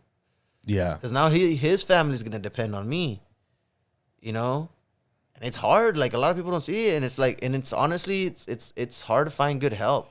It really is. That too. It's just like, it's with the newer generations, everybody is used to getting everything given to them. Or, everything's been like helped out or whatever, and they don't really want to work for it. Dude, I've been working since I was young. Like, when I go back to Lowe's, there's a couple of the guys that are like, man, like, these new people ain't like you guys. I was like, what do you mean? Like, no quieren trabajar. I was like, man, like, even when I went to Texas in the pipelines, they needed a grinder. Like, I was a welder's helper here, so they needed someone to grind. We were on 24-inch pipe. Because I can't remember if the guy left. Se me hace que tocó la cosa that he left. They're like, oh, does anybody else know how to do it? And I was like, fuck, dude. Like, I didn't want to say I did. It was a big ass pipe, dude, and I had it done in a long time. Yeah. I was like, fuck it. I said I did it. I knew how to do it. Fool, I was the only grinder for miles away. Normally they have one grinder on each side.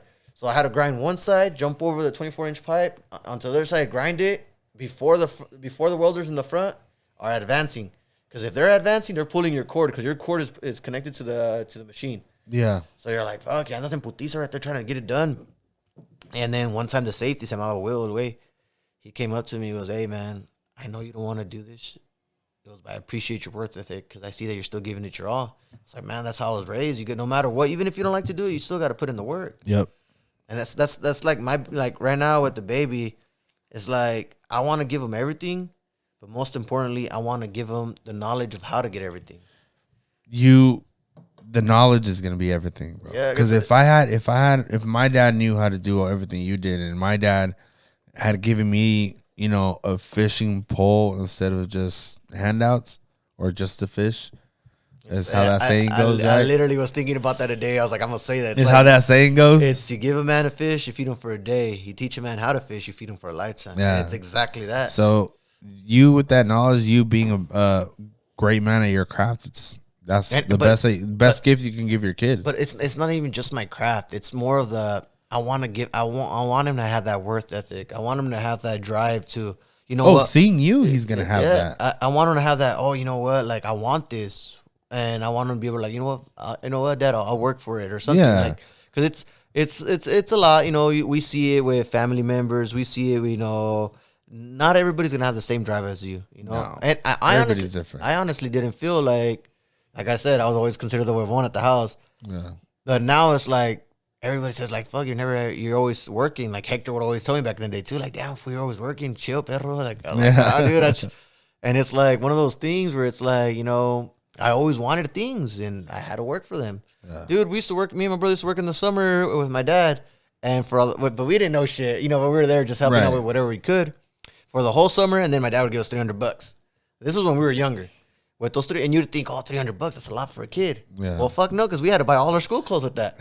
So now you're like, all right, do I want those $80 Nikes, or do I want these Nikes that are like $40, and I'm able to get another pair of jeans, or I'm able to get in it, and that's great. Like, I hated it at that point. You got taught the value of $1. Yeah, I hated it at that point, but now that I look back at it, I was like, fuck, he was doing us a solid. Yeah, he was teaching us that, you know what, if you really want something, you have to work for it, and not everything's gonna be given to you. And another thing because my dad's a worker, dude. Yeah. He'll work Monday through Sunday. He's always working. Like, we would have to tell him sometimes, like, chill. And he's just always working. Yeah.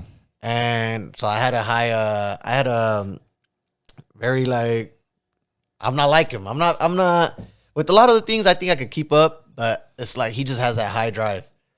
And I'm like, fuck, like, but now with I'm not saying he's getting older, but with working so much, your body's not the same.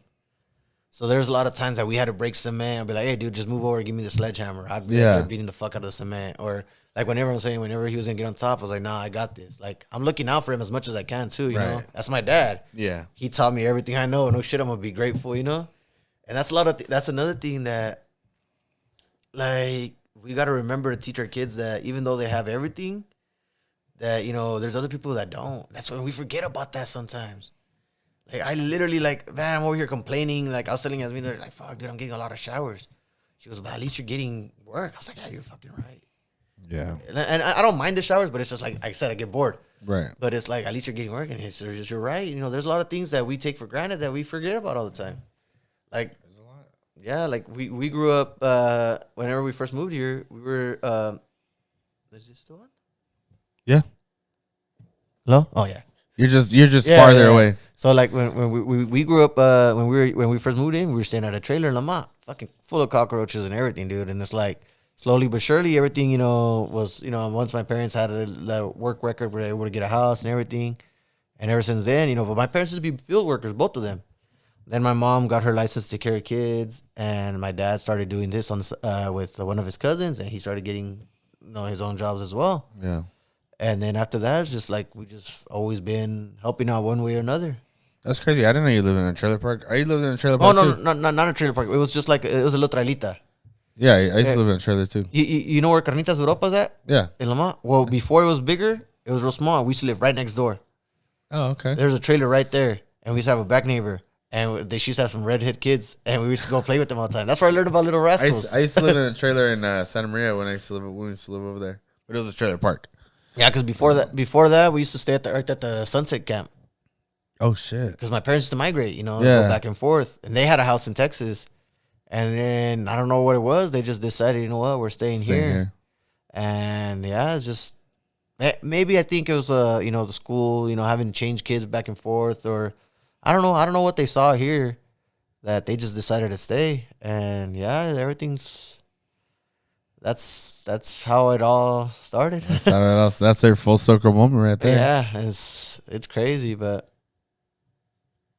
yeah, we're here now. Yeah, and that's and well, back to the topic, and that's how he taught me the value of everything, like the sacrifices he had to make for us.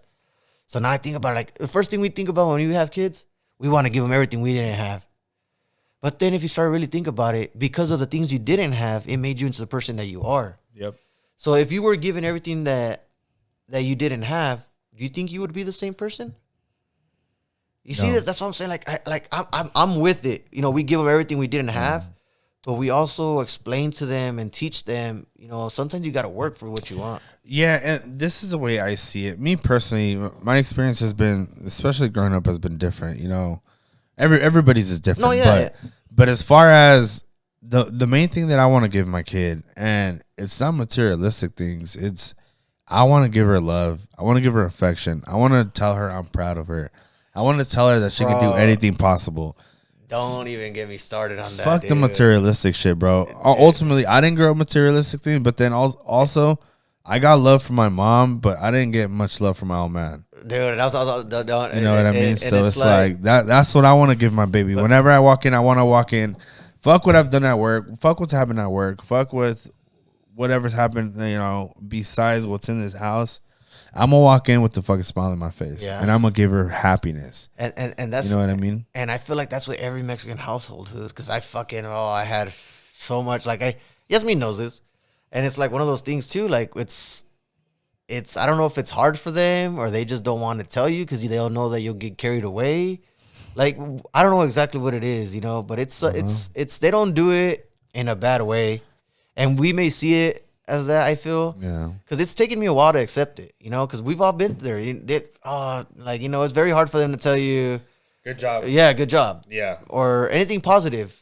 Because what? But we got to understand that maybe they didn't have such a positive life. See what I mean? But why continue that shit? No, yeah. And that's the generational trauma that they say. Yeah. Why continue it? That's why it has to end with us. Yeah, and exactly. And that's one of the things that I want to do too. Like it's, I want to tell my kid, if you want to do this, I'm not going to tell you no. Go for it. I'm here. If I know anything. You're going to fail, but I'm going to be here. Dude, you felt like, for me, it's like they say, you fail a lot of things before you get to your thing. Yeah. I felt, I don't think, I would say I failed with my businesses, the chickens and the dogs, whatever. They were business, but I feel like those were my stepping stones to now. I'm not successful. I don't claim to be.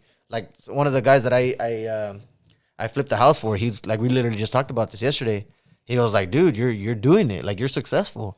I was like, but what really is success though? Like, success is a never ending thing. It's a never ending goal. You're never going to reach it. He's all like, dude, like, cause he's a RN. He goes, you're making more than me within like the 3 weeks, that I'm doing this or whatever. He goes, and you're your own boss. You're your own everything. I was like, yeah, Ali, but at the same time, it's like, I have more responsibilities. Yeah, it's I have more worryment on the side and more stress on the side. Luckily, it hasn't been too bad. Right. It hasn't. But that's thankfully. Yeah, but that's one of the things too. Like, I'm not saying with a lot of the stuff, it's like same thing with my mom. She always, everything, mijo this, mijo that. And to this day, I won't let my dad call me mijo because his mijo was my brother. Yeah. I was like, no, I was like, hey, that's felon. Don't be, because that's what we call my brother. Yeah. Don't be calling me that. And then he just smirks. And whenever because Wedo would bullshit with him too all the time. So I'd be like to this day, it's still a lot of stuff. It's like, nah. But it's like at the same time, you kind of, I'm pretty sure growing up, you kind of had some resentment towards your dad or whatever for some things. But now you look back at it, you're like, fuck, I'm the man I am because of him. Yeah. Because you're a great dude. You're fucking amazing, dude. Thank you, bro. We hit it off right out the back, you know? Yeah. And it's like, it's one of those things too, like, fuck, same thing with me. A lot of the shit, I was like, fuck, dude, why is he like that, this and that? Yeah. But now I look back at it and I'm like, fuck, that's why. Yeah, I won't ever show. I mean, I'll deal with things that I have to deal with, and I've gone through my trials and tribulations, and I'll continue to deal with them, you know. And that's what you said about Yasmin. Like she helps you behind the curtain. My wife's the same thing. Yeah, and my wife helps me with things that I can't deal with by myself. But the thing is, and going back to the whole resentment thing, I don't have resentment towards my dad. It's more so like, I want my daughter to grow up knowing my dad how he should have been with me, as opposed to how he was with me. You know what I mean? Well, trip out on this. It's like whenever they're grandparents, it's like a different switch flips on them, dude. I wish I had that guy. Exactly, but we didn't. But you know what? It's thanks to the guy that he made you. Now he has that. Yeah. And it's all I went through this, but it's the same. It's a Mexican thing, you know. Yeah. And it's I went through this too, and it was just like fuck. Like I didn't resent him, but it's just like you felt something. And you feel anger, bro. Like it's okay to say that. Yeah, like, you felt angry. It's like one of those things. Like, I mean, I don't know if in your case, for a lot of times, like I would feel weird saying thank you to my dad. Yeah, saying like, oh, like asking, like to this day, I would never ask my, like, I'll fucking tough it out. I won't ask my dad now. Like he always worked for whatever he wanted. Not saying I ever asked, but like with a lot of the things, unless he offers me like, hey, well, I got that tool there if you need it. Oh, well, you know, fuck it. Like recently did that. I was like, all right. He goes, I don't use it. All right. But there's a lot of things I won't, you know? And it was like, it was always hard, but I'm breaking that ice slowly, you know, like, oh, thanks, you know, te lo agradezco or gracias or stuff like that. Yeah. And it's like, it's weird, you know, because I grew up differently than what Yasmin grew up. And it's different seeing this side of it. So you can't, sometimes it's like she doesn't understand this side. And it's like for us, or with my siblings, we're always like butting heads. But at the end of the day, we all got each other's back, you know? But that's just how we are. We always fucking get into something with each other. Yeah. You know what it was for me growing up, especially, is it's my brother. My brother's like my dad. And my mom's like me. Or I'm like my mother. Mm. And crossing those, we always cross those we never cross those boundaries. Like, I never had a relationship with my brother growing up. Like in high school, is when we started going apart from each other. But I always had my mom. Me and my dad never had a relationship growing up. A healthy one. We never had a healthy one. I think that's because are you the firstborn? I'm the oldest. Yeah. Yeah. Me and him never had a healthy one, but him and my brother had fucking a great one, right? I wouldn't say great, but it was more relatable.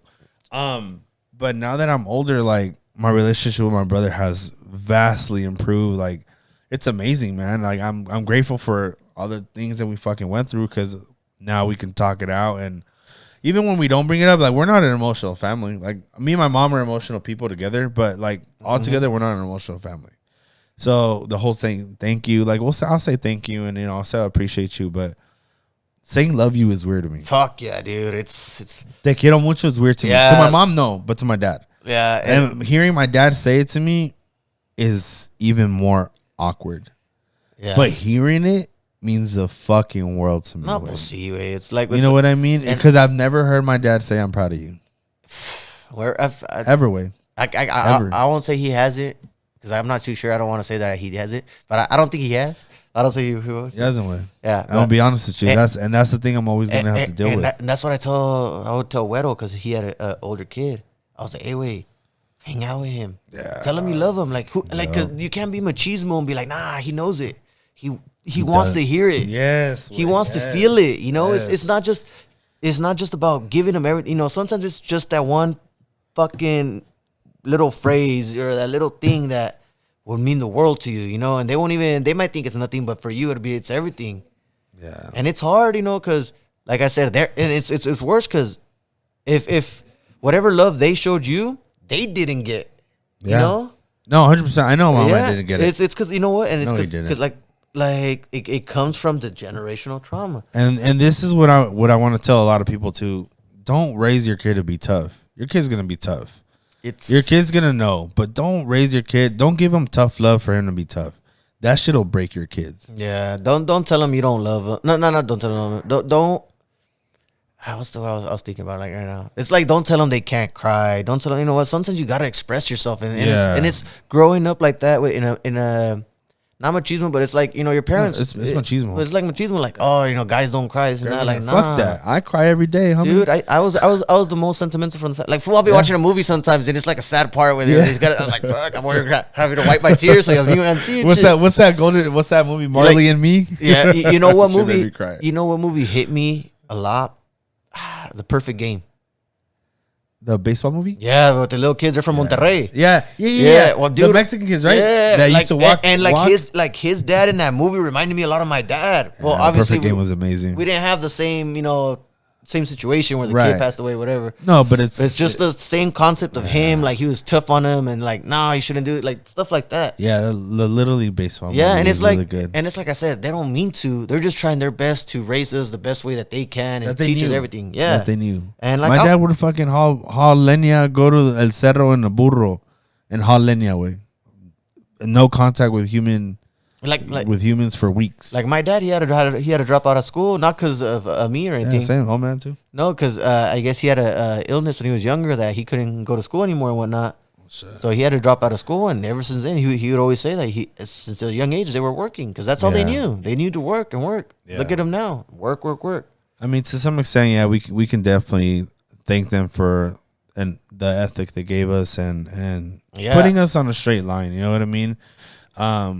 I mean, man, that toughness is. Yeah, we can scratch that shit out. It's hard. I mean, fuck. But then I think about it. But if that toughness wasn't there, would I still want to prove people wrong? Would I still want to push myself beyond my boundaries? You know. See, but will that stop you from being the happy go getter dad that you will? Oh no. But that's what I'm saying. Like, I'll be a go getter dad regardless. But I'm saying now it's like no, but like a happy dad with your kid. You know what I mean? Oh, dude, that's what I'm saying. I'm fucking just happy to be with that. Like earlier, I was there like sticking out my tongue, see if he would stick it out. Yeah. And he did it one time. I'm just like, fuck, like it's amazing. But it's like now it's like I always said like, oh, I never wanted to be like my dad, but now it's like, nah, I want to correct where I felt that he needed correcting, but I want to be as much like him as I can, but correct everything. Not that he did anything wrong. No, because it's just that. There's things like you said that we went through him because it's for everybody. It's a learning process. They don't know how to treat us. No. They don't know how to They were first time parents at some point. Exactly. Too. It was a child raising a child because they were younger. I think my dad was gonna be 20, and my mom was gonna be 18 or so. They're fucking young. I'm gonna be 30, and I barely had my first child. Yeah. It was a different generation that we grew up in. Different everything, and it's like with them now, dude, with the house prices, they're like, oh fuck, that's a lot. But yeah, dude, fucking cost of living's expensive. Yeah. No, that I agree with you 110%. We can be like, we can aspire to be like our parents, but there's some things that we can take out, and it's okay to take out. What's the plug and play kind of shit? Like electricity, you gotta take shit out, put it back. And I think that's the beauty of there being two of you. Not that, but it's just like, because you guys both grew up differently. Yeah. So there's different things, like things might have worked out differently for Yasmin with a different method that the suegra used. Mm-hmm. And certain things worked out for me that my dad used. Mm-hmm. So now we're able to combine both of those things, and try to do the best we can to raise our kids. And there's always, there's always going to be people out there that have been parents prior to us, because we have a lot of friends that are younger parents, but that want to give us advice. It's okay to give people advice, but if we're doing something wrong, let us fuck up. It's like fuck up. It's like with everything. We're not gonna fucking learn until we experience it. Nah, exactly. Let us fuck up and let us enjoy the trials that we're gonna be put through. Yeah. For these last 10 months have been fucking magical to me, bro. I've been the happiest I've ever been. Dude, like I can honestly sit here and tell you, like I feel like all the negativity in my life, all the stress in my life has just been lifted. Well, it's because it's like one thing that I always remembered, and this was in my sister's 15, was when they were saying like, like once you get married, your family is your family now. Yeah, your parents are still your parents, this and that, but now it's you guys. Like now it's you, and that's what now it's like. And that's why you're happy, because now it's just you guys. So now you're doing the best you can, and it's like For each this, other. yeah. And this child now is just, it represents the world to you. Yeah. Like you cancel out all the outside noise, everything. Like, well, especially for me, maybe it's because I'm getting out of age. Like, I don't give a fuck about name brand clothes. Nah, and shit. bro. Neither do I. Like it's like fool. As he wears Carhartts. Hey, wait, but this ain't shit. I know. It ain't shit. You know, My car is faded. you know, it ain't. I got Levi shirt, but whatever. But it's like a lot of the shit I buy now, like for anything, I fucking get my shit at Costco, Sam's, bro. Hey, don't sleep on Costco. Ooh, fuck the socks. Don't sleep on Costco. Sheesh. If I can literally walk around with the t-shirt, shorts, or the t-shirt and jeans, I'm happy as fuck. Fool, that's like a lot of Honest to God. a lot of the shit, like my even they have Under Armour socks at Costco. Yeah. I get them there. They're like cheap. I'll get those some t-shirts. Before I even get some of the cartoon t-shirts or Yeah. the graphic tees at Target. Yeah. Simple shit. Hey, graphic tees at Target are pretty fire too. Yeah, fucking. We were just looking over the other day, but it's just like shit like that. Like I don't know. Now it's like I feel like my time to do all that shit was over. Now it's like and another thing, like I tell you, I was being like, fuck, we don't have to put like designer clothes on the baby.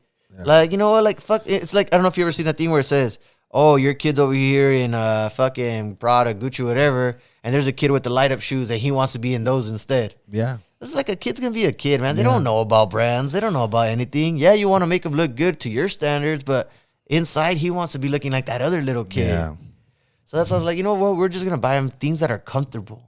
That's what it is. Yeah, it's being like, comfortable. Comfortable. My wife buys clothes from this lady that makes them. And I think it's badass. You know, you're supporting a small business, but then you're also putting comfortable, breathable clothes on the baby. That's not gonna give her rashes.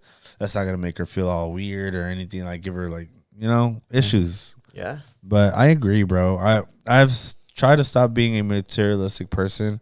I mean, I'll wear my Vans and I'll wear, you know, Air Jordans every now and then, but I don't seek that rush anymore, or that pleasure of standing in the line to buy this expensive fucking pair of shoes or whatever the case is. Like, you know what I do now? Like, whenever I get birthday money or any money like that, anything like that, instead of going to buy myself shit, I'll be like, you know what? Fuck it. I'll go buy tools.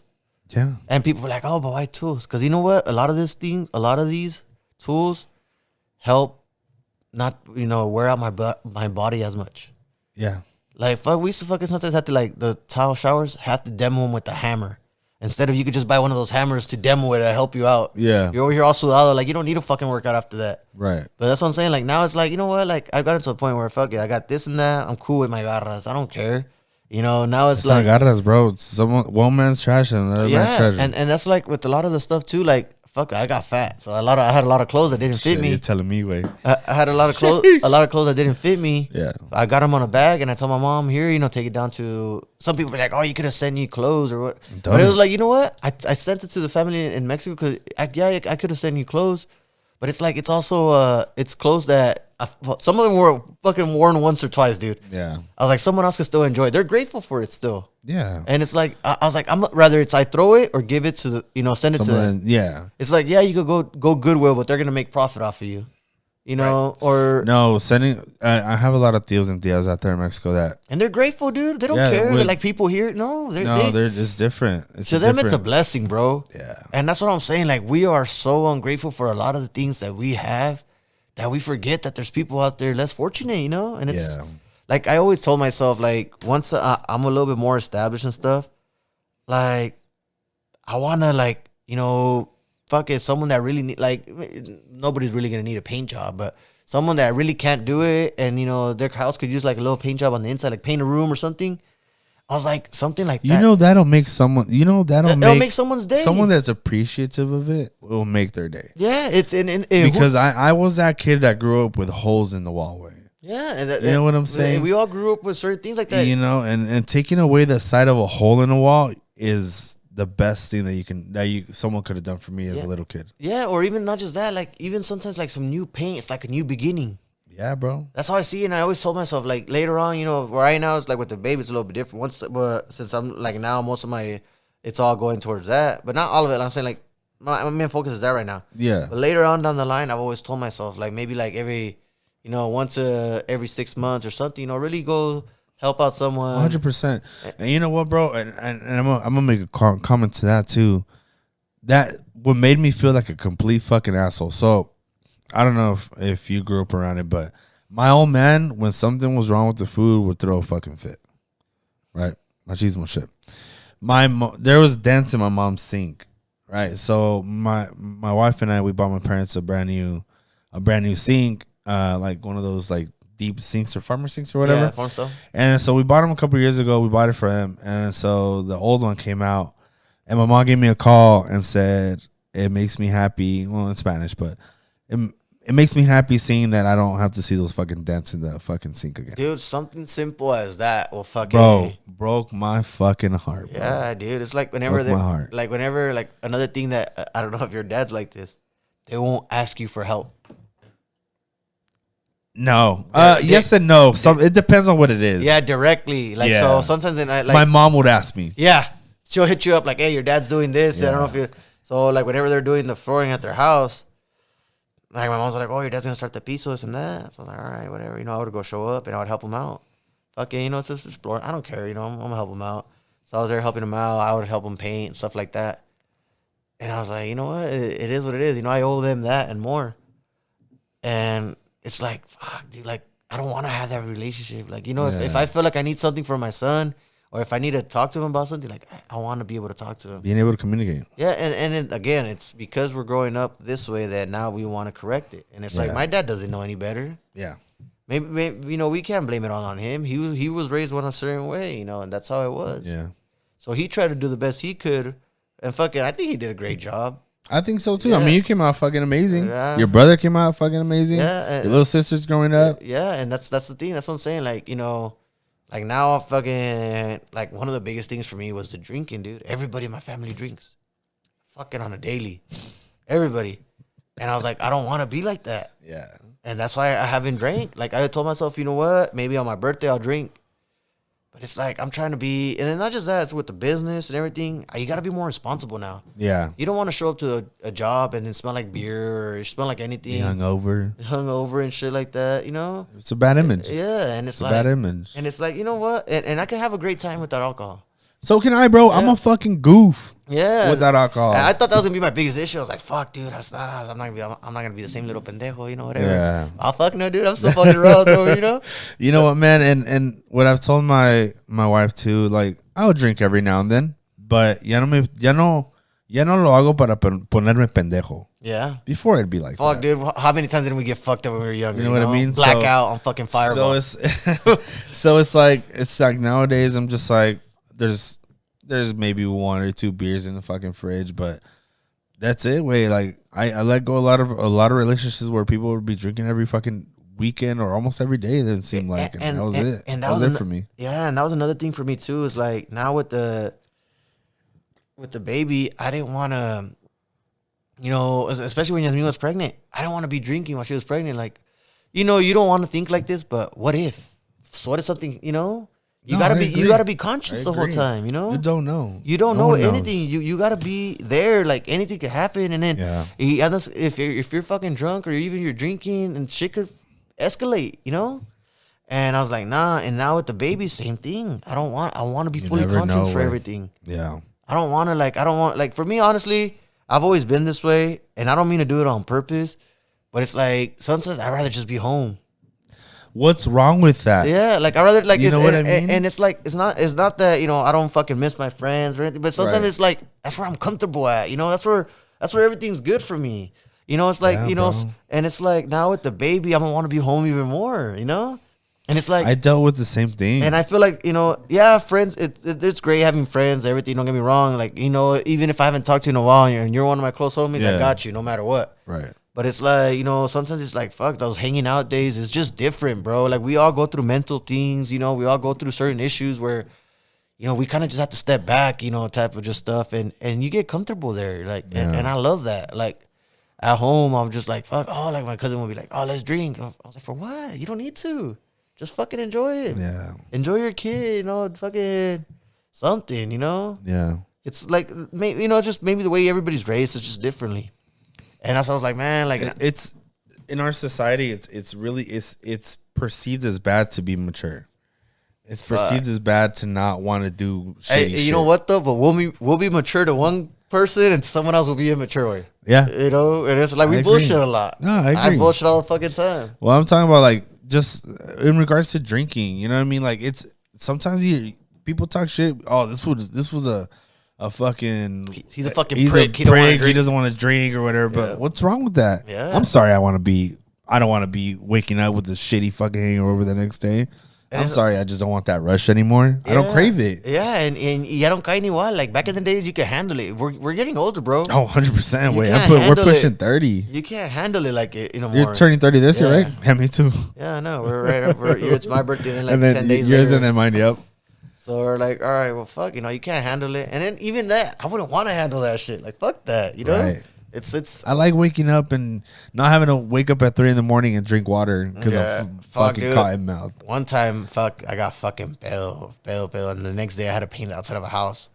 Fuck, bro. In the heat? Fuck yeah, I was regretting that shit, dude. Anyway, I drank like 4 or 5 of those liquid IVs. I was fucking over here trying to hydrate. I was climbing up and down the ladder. I was like, oh, fuck. Ande, güey. No, que no, culo, pero quisiste tomar, yeah, ¿no? pero pensé que era lechita. Yeah. Fuck. And after that, I didn't drink the same anymore. And then we did the whole 30. And there's no alcohol involved. And I tried drinking, and they don't caían. So I was like, you know what? I'm going to take advantage of it. I'm not going to fucking drink. And everybody, ¿por qué no quieres tomar? ¿Por qué no quieres tomar? I just don't. Yeah. And I kind of want to, like, be that one for the family that doesn't. You know? Yeah. Like, I'm not saying there's anything wrong with it. Whatever. There's not. Everybody, there really isn't. everybody copes with their life the way that they want to. Right. But there really isn't. You know, there's certain things that I don't want. And this is what I want people to know. There's nothing wrong with going out and drinking with your homies. But there should also be nothing wrong with not doing it. Yeah. You know what I mean? In all honesty, you got to prioritize, bro. Yeah. It's like, yeah, you know what? Your homies is cool and all. But, like, for me, I'm sorry, but it's going to be my kid from here on out. My kid and my wife. Yeah. That's simple. And my dogs, but, it's my kid and my wife first. But it's just that, Yeah. If they want to get mad, they could get mad. I mean, but then again, I've been doing this for a while where I'm not a homebody, but rather I'm always at home. I'm at my parents or we're at the suegras. Yeah. That's it. It's a beautiful thing when it's like that way. It makes life enjoyable. Yeah, and it's it doesn't make life boring because regardless, you have fun within your circles. And it's I don't want to say it's growing up to the point where you don't want to hang out with friends. It's just like growing up to the point where you see that there's other things than just hanging out with your friends. Yeah. And as bad as that may sound, it's not because now there's different. Now you see things a little bit different. You're seeing it from a different point of view now. Yeah. It's not the same like back in the day. Fuck it, we're gonna go to the car meets. We're gonna fucking drink. We're gonna do this. Now it's like, bro, it's tiring, bro. Now it's like estos pendejos teniendo los car meets. Like, fuck, Have you seen the thing that's going on at the car meets? Yeah, Fuck that, dude. It wasn't like that. Yeah, it wasn't like that, man. Yeah. And it's like now it's like it's everything's great. What trucking club were you in? None. I just had no trucks in the back of my truck. I thought you were in the truck. Fuck no, nah. My truck was fucking. I had a garbage ass truck. I didn't give a fuck. It got me from point A to point B. That truck was not garbage. Shut up. But yeah, it was just like one of those things where it's always been like that. I don't really give a fuck about anything else. And especially now, it's like my main thing is always gonna be my wife and my kid. Yeah. And that's it. I love it, bro. Yeah, it's just do the best I can for them. Work as hard as I can for them, Yeah, and for yourself too. Yeah, and for yourself too. Your self gratification. But I'm the type of person where I'll be like, "Fuck, I can't buy myself anything." The only reason I can't wait is because my wife always says no. Damn, pero. Yeah. Nah, but for me, it's more like fuck, like. I'd rather go and buy Yasmin something sometimes, Yeah. It's like even like now, it's like sometimes I'll fucking go to Costco. She'll be like, "Damn, you always find shit." I'm going to like $10 pants. Yeah. Chill, bro. Yeah, hey, chill. Let them buy stuff. Nah, it's not even like that. Nah, I know. Yeah. But it's like I'm saying, like shit like that. Like I've always been that type of person. Like fuck, I have everything I need. Honestly, like I'm fucking these Vans. Fucking, I've had them for like 3 or 4 years. Fucking, they still look good. Yeah, like it's exactly like we don't need to have the fresh ass fucking white. Nah. Like fuck it, it is what it is. It's just I'm comfortable in it. Fucking everything. That's the main thing is always comfort. Yeah, that's that, and I keep going to that comfort. Comfort at home, comfort in my clothes, comfort in my skin. Now with everything, that's a main setback for a lot of people. Sometimes you're not comfortable with yourself or with the situation or something. Sometimes you just got to step out of that situation. Got to do something different, Yeah. But yeah, now it's great, dude. I mean, I can't complain. I honestly can't. I'm grateful for what I have. A lot of people, they might think they're grateful, or they are like, oh, but in reality they're really missing out on the smaller things, which is what matters a lot sometimes. And it's like how you said, oh, like you're your own wife's little fucking DIYer. I love it. Yeah, but you know what? It's at the same time, like I said, I'm not ever done paying her for what she's done for me. Right.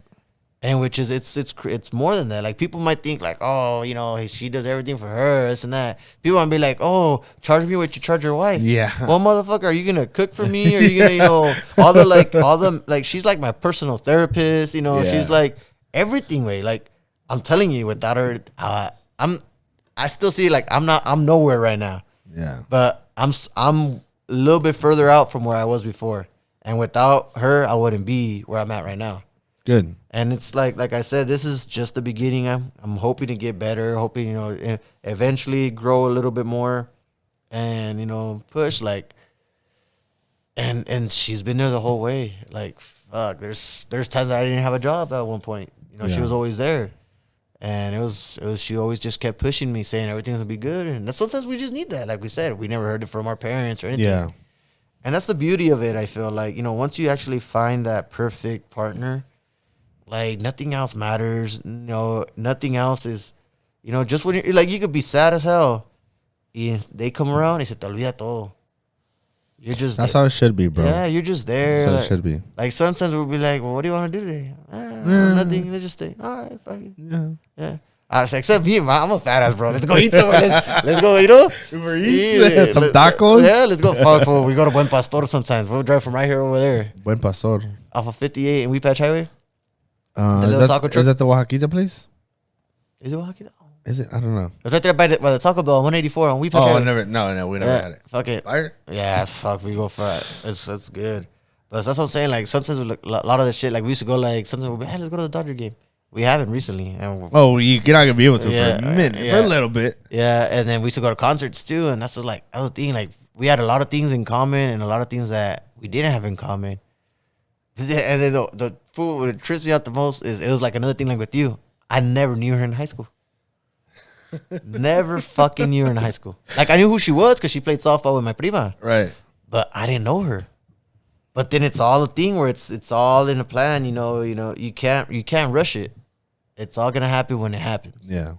And it all happened at the right moment. I found the right one, and I always tell her like, nah, like this is it. Like when you're young, yeah, you fuck around, you do stupid shit. But once you find that person that you really love and you really admire, and you start like you see everything that they go through too, and they're still like no matter what, she's always happy, like always having a great time. No matter, I was like, fuck, dude, like yeah, that's beautiful. You want to keep, you want your life to be like that too. Just always going good.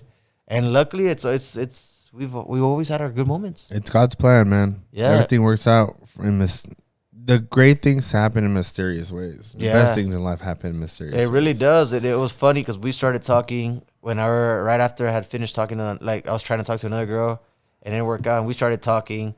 She didn't want to, get in a relationship, whatever. I still, whatever. I just fucking, talking when we were talking. And surely enough, we fucking, from there, just hit it off. Yeah. Yeah, but we still don't know who hit who up, but fuck it. I'm glad whoever did.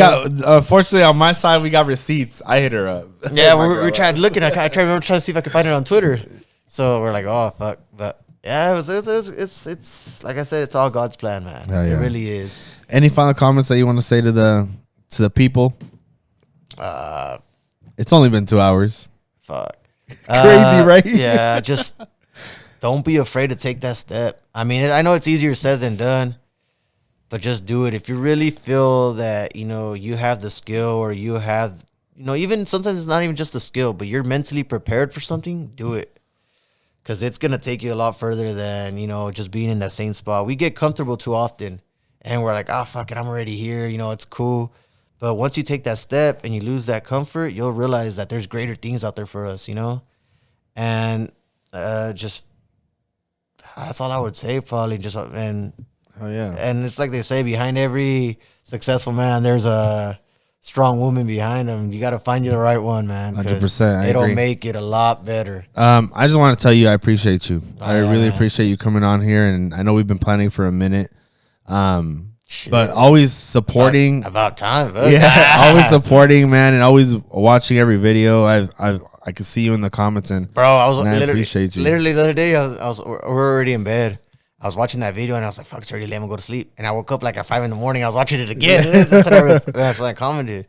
But it was like after you guys talked about that. Oh, they used to listen to Immortal Technique. I remembered I used to listen to Atmosphere, and I started listening. That next day, I was listening to it. Yeah. I was like, "Fuck, dude, it's crazy." You know, music has definitely changed since back in the day, or maybe we changed and we don't really like the same shit. It's like Tenorio said. It's not that we're getting old; it's just shit's getting older. Yeah. Jeez, I remember that shit. For me, you know what, and like how he was saying, like for me, I was always an Eminem and Ice Cube guy.